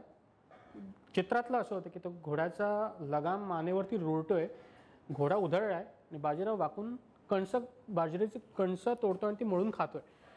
ते म्हटल्यावरती हे बकरीतला प्रसंग आहे. पण बादशहाचा पहिला उद्गार होता की येतो शैतान आहे म्हणून. दुसरा आहे की एक फकीर, तो हेर होता, पण त्याला फकीराचा वेश घालून मराठ्याच्या फौजेत सोडलं. त्या फकीराने तो बाजीरावच्या फौजेत आला आणि बाजीरावची ही शेवटची जी आवरावर चालू होती फौजेची, त्याला वाटलं हा कोणतरी भिकारी गरीब आला आहे, त्याला खायला प्यायला काही नाही आहे, तर आपल्यातलं उरलेलं अन्न त्याला देऊन टाक. त्या लोकांनी त्याला ते उरलेलं जे काय अन्न असतं ते देऊन टाकलं. त्या माणसाने बादशहाच्या समोर जाऊन ती पोतडी उपडी केली. हरभरे, अर्धवट जळलेल्या भाकऱ्यांचे तुकडे, ओलेले झालेले दगड आणि त्या दगडाला लागलेल्या मिरच्या, त्या दगडांवरची मिरच्या वाटून ही लोक खायचे. आणि तो बादशहाला जाऊन सांगते की तुम्ही ज्यांच्या विरुद्ध लढण्याची स्वप्न बघताय ना, तो बाजीराव हे खातो म्हणे, मराठी हे खातात. मिरचीचा ठेचा, हरभरे, भाकरी, म्हणजे भाकऱ्या पण टिपिकली शेकोटीवरती जाळेल. सो हे एक प्रकरण आहे. पालखेडचं प्रकरण आहे. असंख्य प्रकरण ज्याच्यावरती सिनेमे, वेबसिरीज उत्तमोत्तम होऊ शकतात. फक्त ते त्या लेवलला केले पाहिजे. नाही तर आजकालचे सिनेमे म्हणजे ते विचित्र प्रकारचं असतं. मी जरा आता आवर्त घेतोय. मला कल्पना आहे, मी तुम्हाला एक वचन देतोय इतिहास कट्ट्यावरती, आणि ते कौस्तुभला न विचारता देतो. मी अजून बोललेलोच नाही कौस्तुभला की काय काय प्लॅन करता येईल. पण मी तुम्हाला तुमचा सगळ्यांचा उत्साह बघून, कारण मला असं वाटतं की कौस्तुभ ज्या उत्साहात होतोय, खरं तर तो फॅमिली फ्रंट वरती थोडा गिल्ट आहे, काही संकट आहे, पण आजारपणाची, पण तरी सुद्धा तो आपल्यामध्ये रमला आहे.